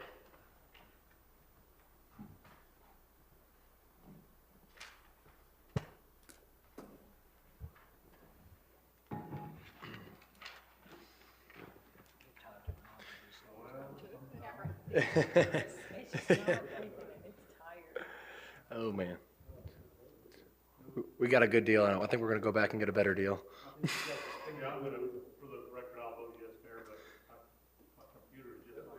Yeah, they're all lagging in. All right, we're running it down just because this is a public hearing. I want to make sure it's official. Yes. Yes. Yes. Yes. No. Councilman Destin didn't put his button in, so I'm going to say he said yes for him. I said yes. I know, you get to have your button down. You know what, push a button and I won't have to. Oh, there we go. It's official, 5-1, 6-1, 5-1, 5-1. All right, Kim. All right, good deal. We need to vote on the second. Oh, you have the second ordinance still. Yes. 2408 LC that I'll needs a make that motion to approve. I have a motion, do I hear a second? Second.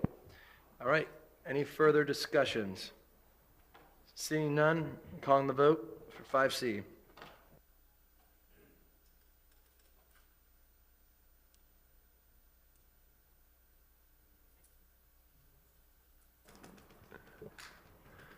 Oh, man, is everyone pushing it? It's connecting you now again. Yes. All right, everyone push your button and say your vote. I will vote yes. Yes. Yes. No. All right, 5-1. I know, it's loading like AOL. I know, someone started buzzing. All right, 5-1 officially on the board. All right, final portion. Councilman Stevens. I have nothing tonight. Councilman Guile. I have a couple things. Yes, you do. Yes, I do. First, the project status update. If anybody wants to see it, all you have to do is Google Destin City Council agenda, go Go to the 8-9 regular council meeting, agenda packet, pick agenda packet, go to number 4, city manager reports, section I, capital project status, and then select 2024-0813 monthly capital project status report. You can see the status of every project that's going on in Destin. Second, I have an update on the high school interlocal. Their attorney sent us a copy of the interlocal agreement that they would like revised. We gave them the option of either bringing that directly to council or allowing us a chance to discuss some of those revisions with them.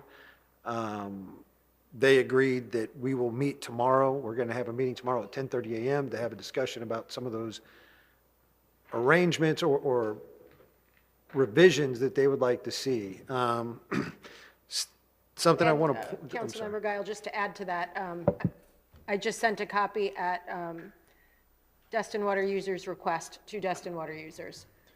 So now they're looking at it too for their input on the park. And this is for the baseball field? This is for the baseball field. Well, it's for baseball, softball, soccer. There's a whole plethora of requests coming So through. we will also probably be receiving comments from Destin Water users. Can I ask you a question, sir? I appreciate you doing this very much, first of all, so Sir, thank you. yes, sir. What are your thoughts, like, whatever happens tomorrow's meeting, whether they're ready or not, just putting a date to bring it to us, to at least allow, like giving them like an ultimatum or something, or? I can throw an ultimatum easily. I mean, I have no problem with ultimatums. We gave them the option to bring it to council before we reviewed it, but I really truly believe if council would have saw it, you'd have been flabbergasted by it. I Well, mean, I appreciate you doing it. Yeah. So thank you. well, and something else I kind of want to point out, right now, there's 3 high schools in the Destin general area. We got Destin High School, we got Barrett High School, and we got Faith Coast High School. Of those 3 high schools, only one of them are actually in the city limits of Destin, and that's Faith Coast High School. So one of the questions that keeps being presented to me, and I want council to be ready, is if you're willing to do this for that high school, what are you going to do for us? Additionally, we have word from Destin Middle School saying, hey, we would like to kind of utilize some fields and replenish some of ours as well. If you're doing it for them, what are you doing for us? So just be prepared. This is open Pandora's box, and we're going to start getting quite a few questions coming our way. And there's only one real high school in the city limits of Destin right now. And I've gone to their board, and they approved internally to annex in, and perhaps that's part of the agreement.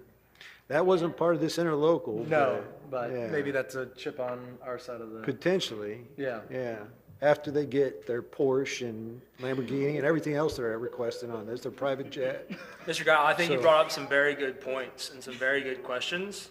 I guess right now, what I would say to that tonight is that so far, they're the only ones that have asked to do something, but I know this council previously actually voted to support, I wasn't here, but many others were, the council as a policy decision supported Destin High School in multiple ways. So, but yeah, you're right. Somebody else might come and ask us that next, and I would welcome them at any Monday meeting to come ask, how can the city of Destin support that school too?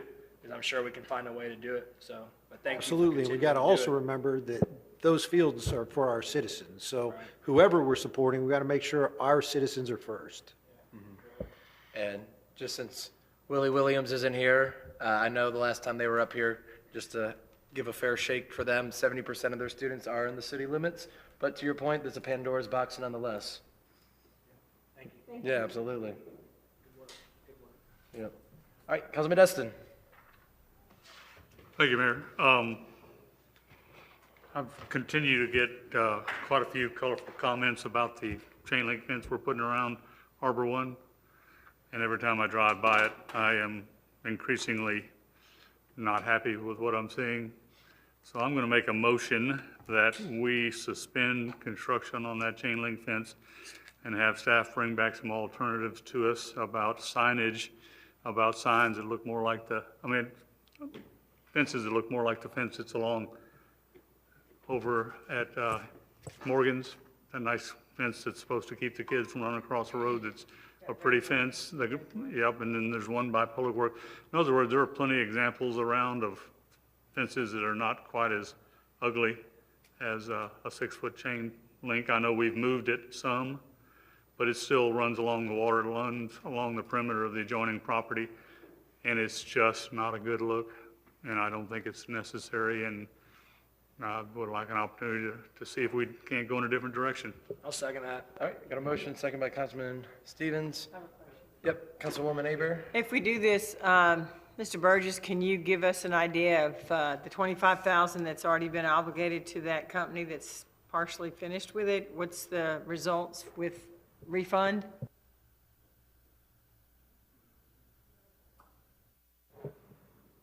I'm not sure about a refund.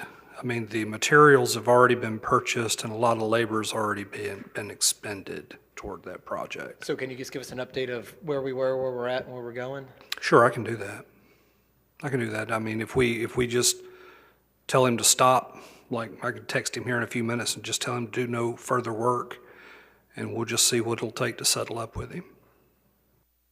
Where are we at? 'Cause I know we kind of already shifted from where we were, and now we're, They have placed fencing along the kind of the northern boundary, with the condominiums next door. They have placed the post along the water's edge on top of the seawall. You know, you're well aware that they've placed some posts up on 98 along the right-of-way line, and staff was out there today cutting those off. So those will be removed probably tomorrow by lunch.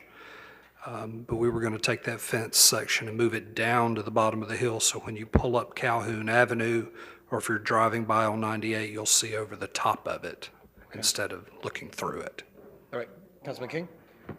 I'm just confused as to, and I appreciate the motion, Mr. Destin, but I'm confused as to how we got here. I mean, this whole conversation that this whole thing was a matter of safety beforehand, and now it's like, it seems like everybody just abandoned that and doesn't care about that anymore. So I'd like to hear from you guys as to how that flipped so quick.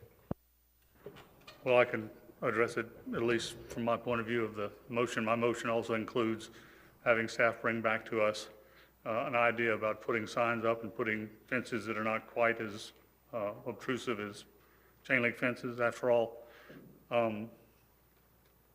we can do that and still be safe. And if you'll look out at the jetties out by the pass, they don't have chain link fences around them. I understand they don't belong to us, but they present a danger that's much more acute than what we have here.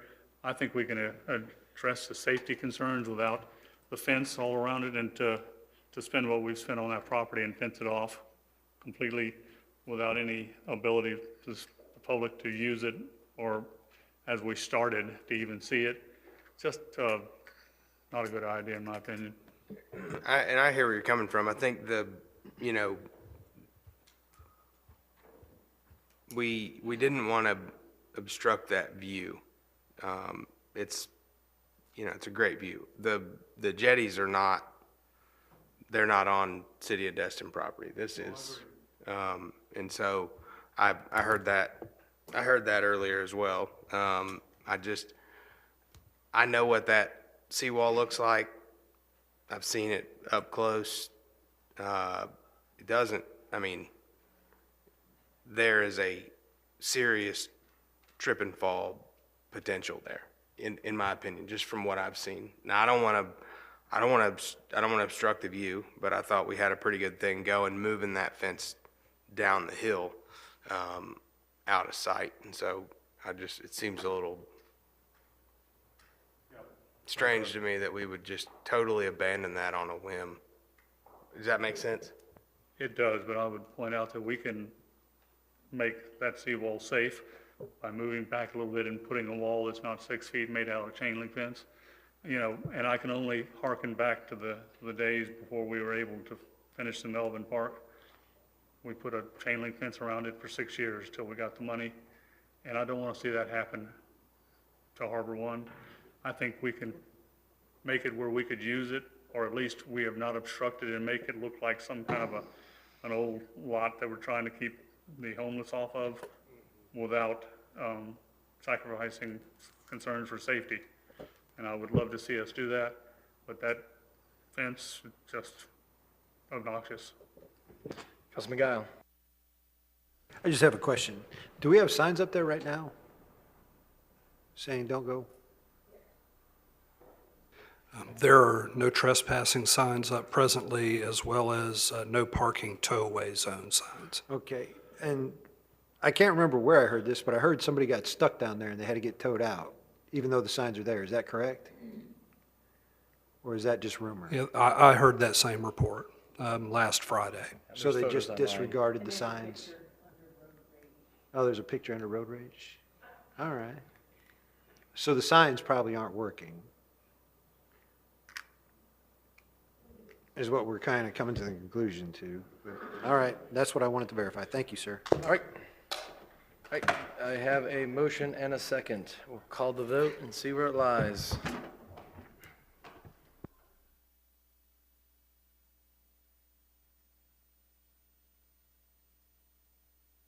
All right, ayes have it.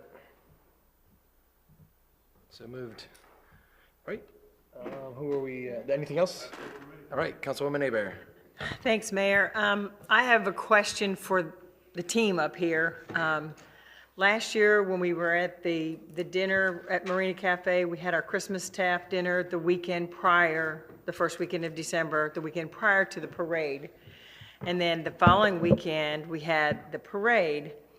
And I want to say the following meeting, we were talking about, hey, is there any way to combine it so that in December, we as council for sure, maybe staff as well, 2 weekends in a row, you have to be available for a city function. And I don't know about y'all, but it's very busy in December for me. And a lot of times I'm out of town. So to know I have to be, I want to be at the city functions. So I've got 2 weekends in a row.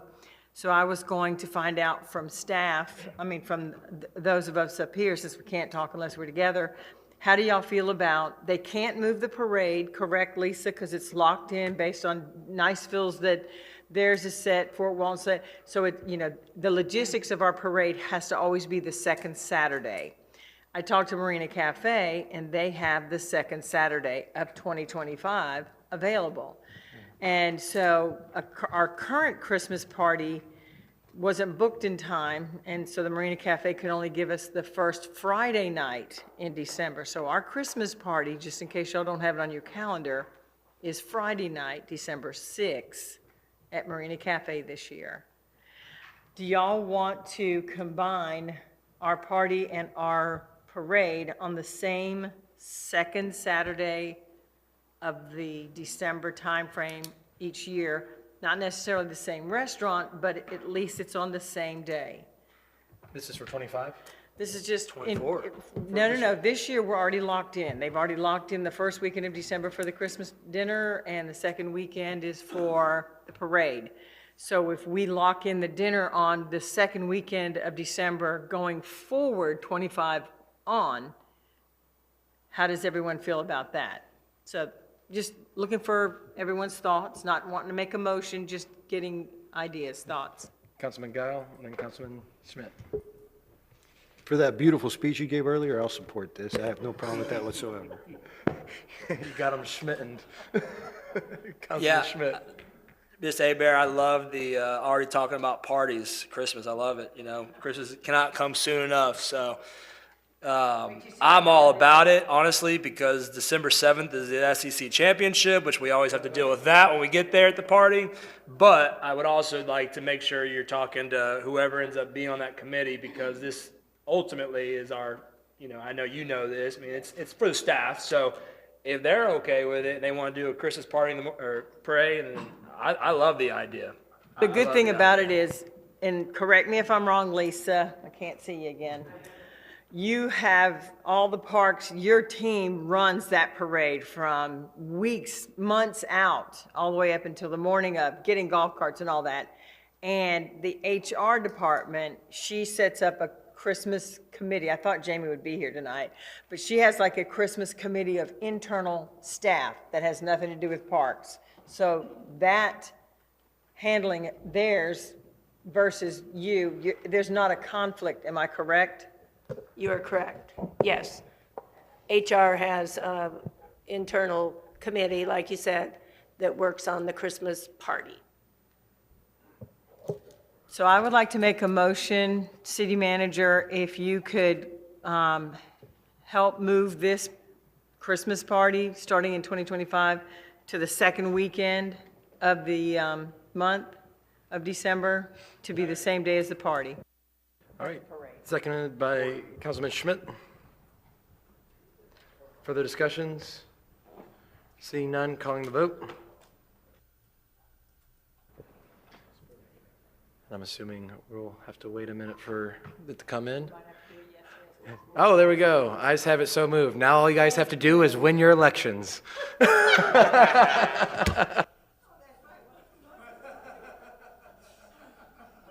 Which I all hope you do.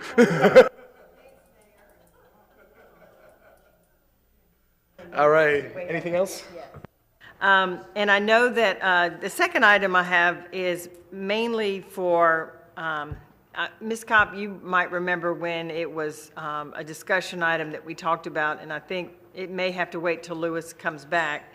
But when you have residents that are renters and have continuous violations, and they basically ignore that code keeps coming by and it's consistent, was there ever anything looked at as far as putting something in place like, okay, this owner of this property, like for instance, the people that own that property on Main Street, they live in Virginia, and the renters there consistently are, there's issues. Is there any way to track that? You mean like what we do for the short-term rentals, apply it to long-term? Because for short-term, we require somebody be available, you know, within a certain time frame if there's a complaint and so on, and they have to be, is that where we're? Well, I had brought it up at our meeting.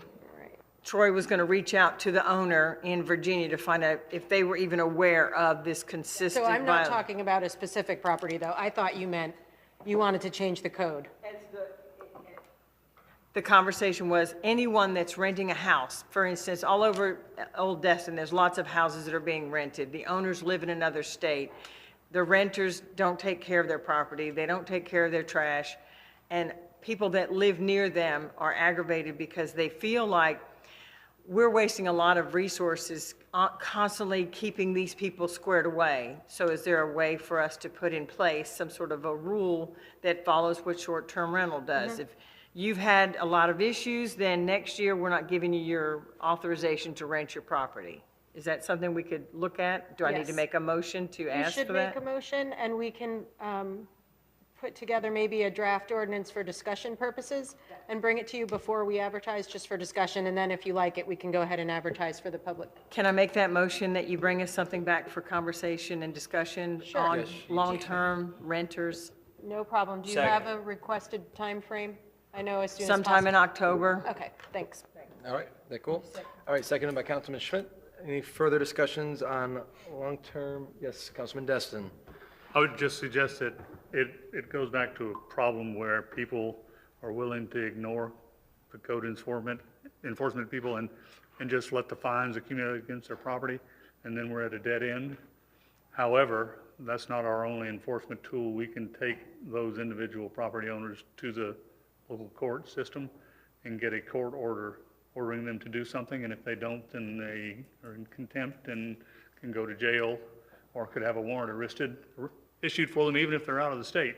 So that it tends to be a much harsher way to enforce it, and we may in fact have to start doing that with people who just completely ignore the fines from code enforcement and just keep going on because they know that in some instances, as long as they live in the house, they can't be thrown out, and that's going to be somebody else's problem with that big fine later down the road, and so they just don't listen to code enforcement, but we can go to the circuit court and get the court to enforce.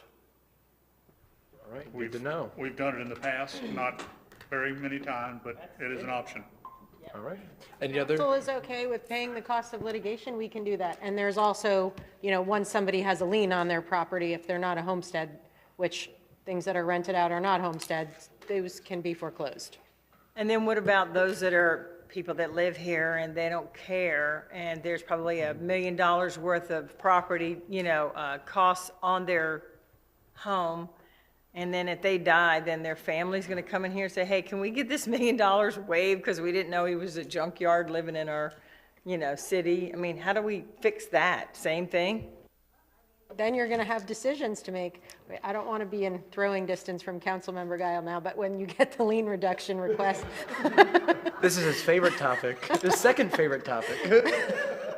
but, you all have the ability to waive a portion or reduce the lien to a fair amount if it has accrued too much over time due to a death or something, if it's worth more than the value of the property, or for any of the criteria listed out in the code. You can take the money and not reduce the lien, or you can reduce it in part.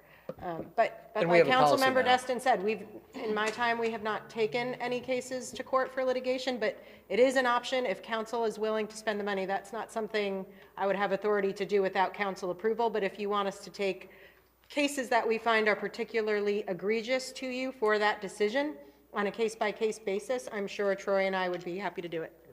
Right, Troy? Yeah. Councilman Destin? Yeah, and before we had code enforcement and our own little in-house court, that's the way we did it. I mean, that's the only option, and we did it a few times. Somebody's doing something that they shouldn't be doing, you go and get a cease and desist order from the local circuit court, and if they ignore that, then they get to go to jail. So, do you need to do that periodically? I'm afraid you probably do. Yeah, you work this out. Cool. Troy and I will put together the naughty list and bring it to you. But we'll go ahead and vote on this other one that we want to put together, correct? Thank you. All right, good deal. Any further discussions? All right, seeing none, we're going to call the vote.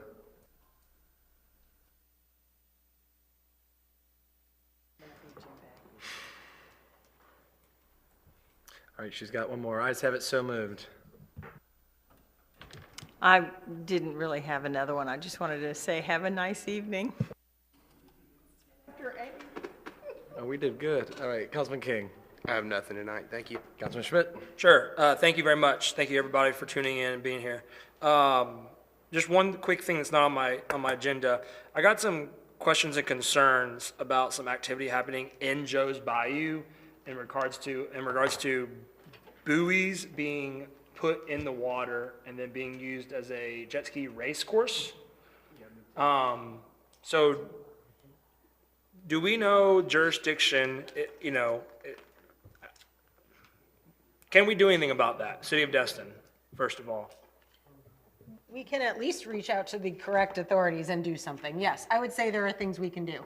Do we have jurisdiction? That depends what water body and how far out they are. Are they in Joe's Bayou? Deep in. So, while There's no researching, no-wake this, the no-wake zone sign fell many years ago during a storm closer to the back.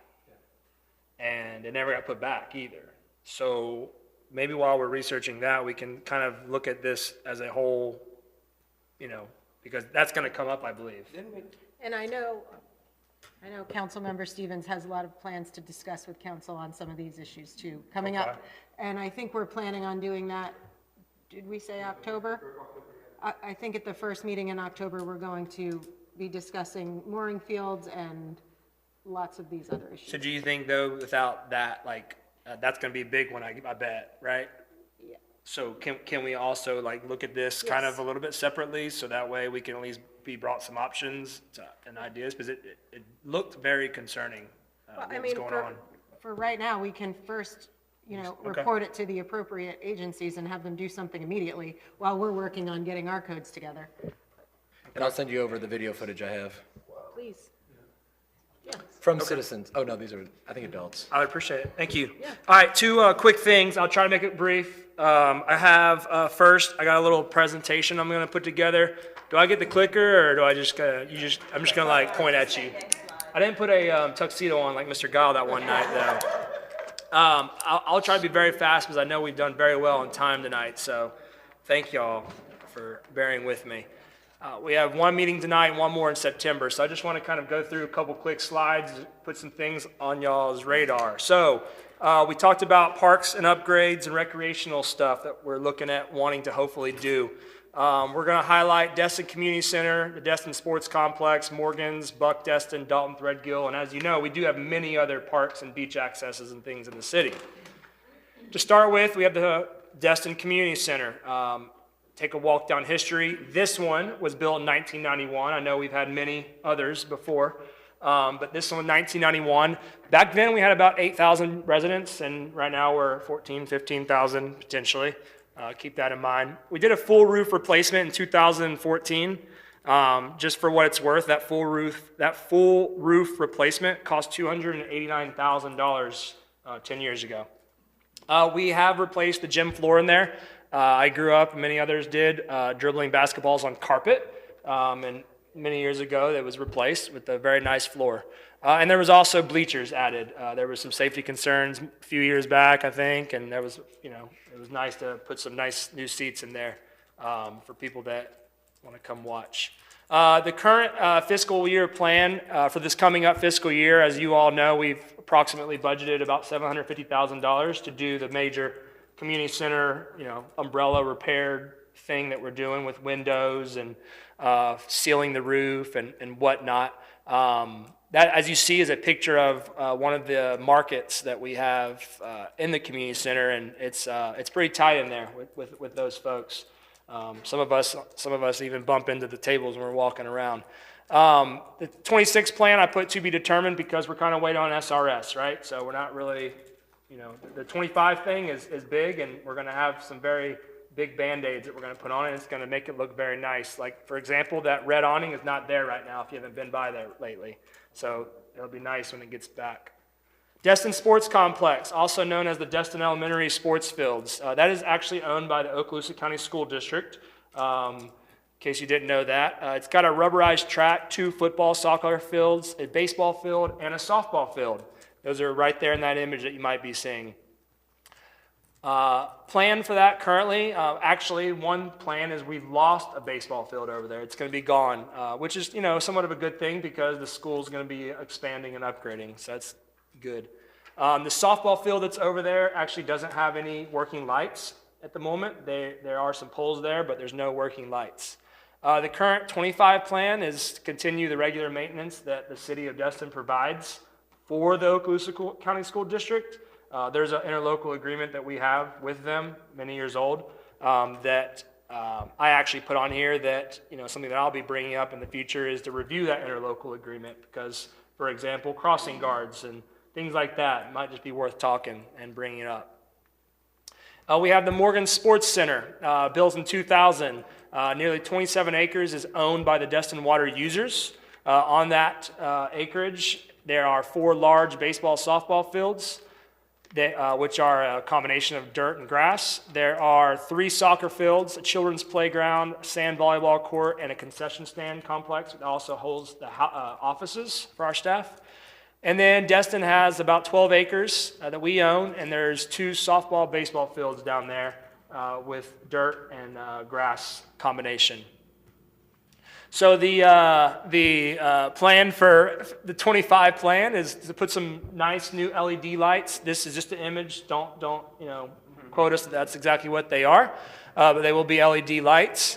1.3 million, I think, approximately, as well as tonight we just finalized again the children's playground, which I think it's lower, about 700,000. So that's even more amazing. And one more thing that we just did also tonight is got the funds to put a batting cage over there. So that's going to be a great improvement.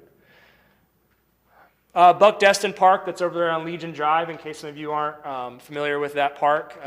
It's got 2 tennis courts, 2 outdoor basketball courts, kind of miniature basketball courts, not full size, as well as a children's playground and an indoor meeting facility for small parties, birthdays, quinceañeras, bar mitzvahs, and things like that. Senior stuff as well.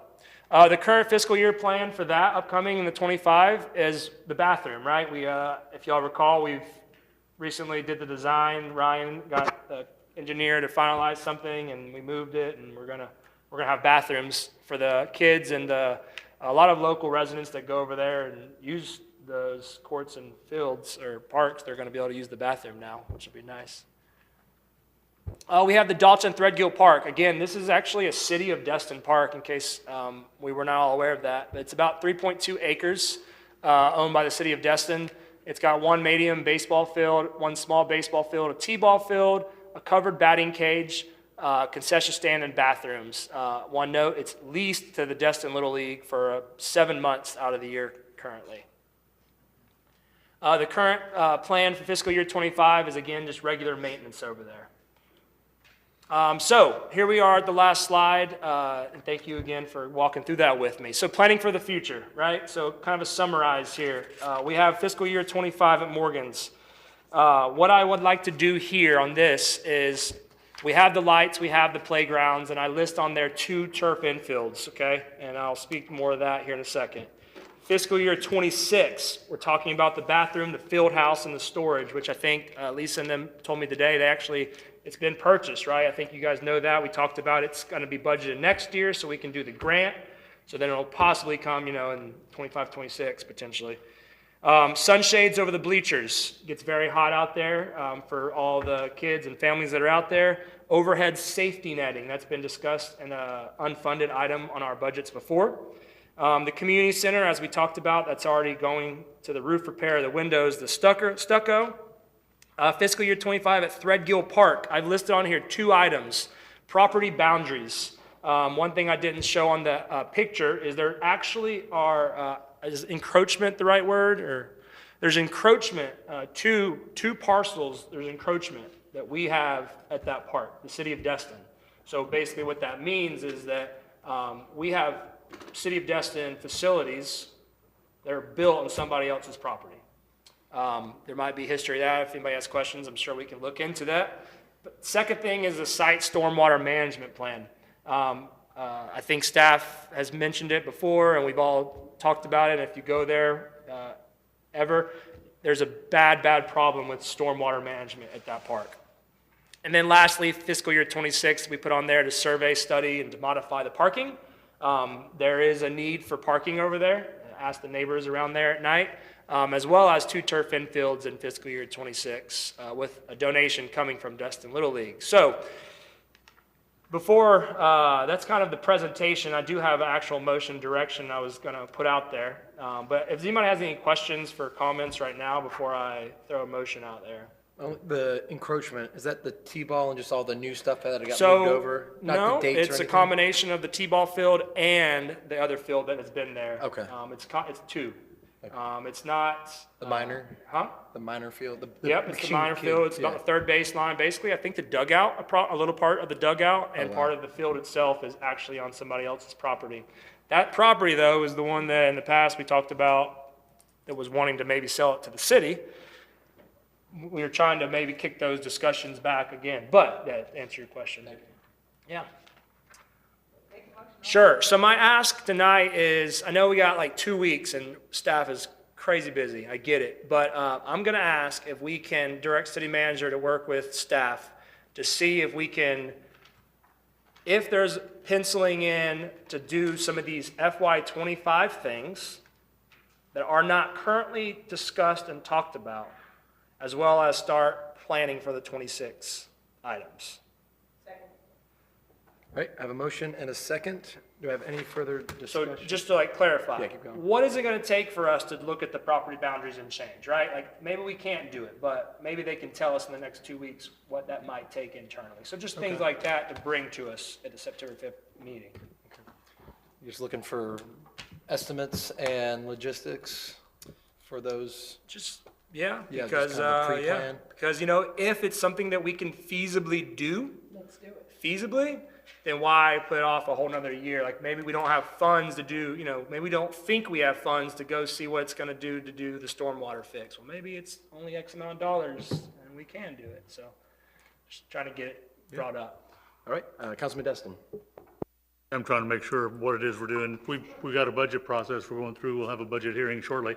Are we asking the staff to go back and look at the budget priorities? Well, I believe the budget is a living, breathing, changing document until we vote and approve on it September 5th at the first reading, I believe. And so I wouldn't say the priorities, because I don't know if we have specifically listed out, a whole slew of priorities that they are following. I know we've talked about some stuff. We've edited the trucks and the vehicles. We obviously have the community center thing that we voted on. So again, there's no change there. It's more of just taking a look at a couple of things to see if we can put it in the 25 budget while they're still working on it, basically. And I don't have a problem with that at all. Right. It's just that we've got a state mandated budget hearing that we're gonna have to go through. Right. But if this is certainly not a problem to tell them to look at these things and see if they can work them in there and come back and tell us whether they can or not. Right. So, Yeah, thank you. All right. Anyone else? Seeing none, clear the board and call the vote.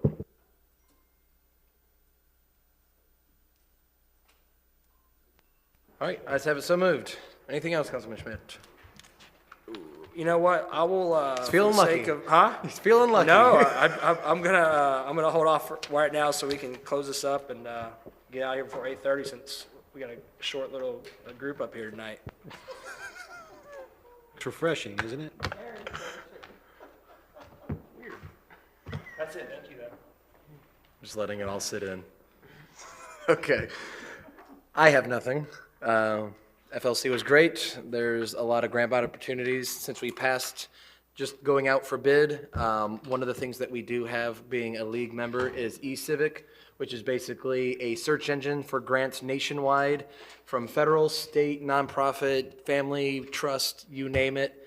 If it's got a keyword in the grant, it's on there. And I think with where we're going, we're going to keep them extremely busy because a lot of things are stormwater, parks, and trails. So that's kind of a very small synopsis of, I'm very glad we're getting some extra support because I think we're leaving a lot of dollars ungranted to us across the country. So I appreciate you guys allowing me to go down there and be y'all's spokesperson.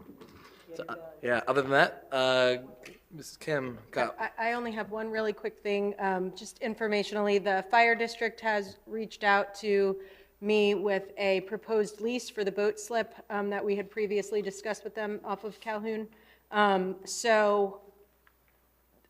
They've also reached out to the Okaloosa County Sheriff's Office and FWC. I'm trying to get our lease to be consistent with the Sheriff's Office lease, so that's why it hasn't come to you yet. But I'm hoping to get that to you on September 5th at our next meeting. So if you hear anything about that or have questions, just give a call.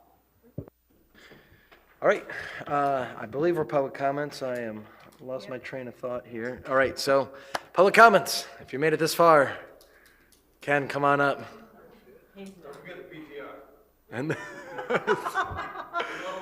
Code enforcement for businesses, that's BTR. there we go. Ken said BTRs. Anyone else? All right, seeing none, this council is adjourned.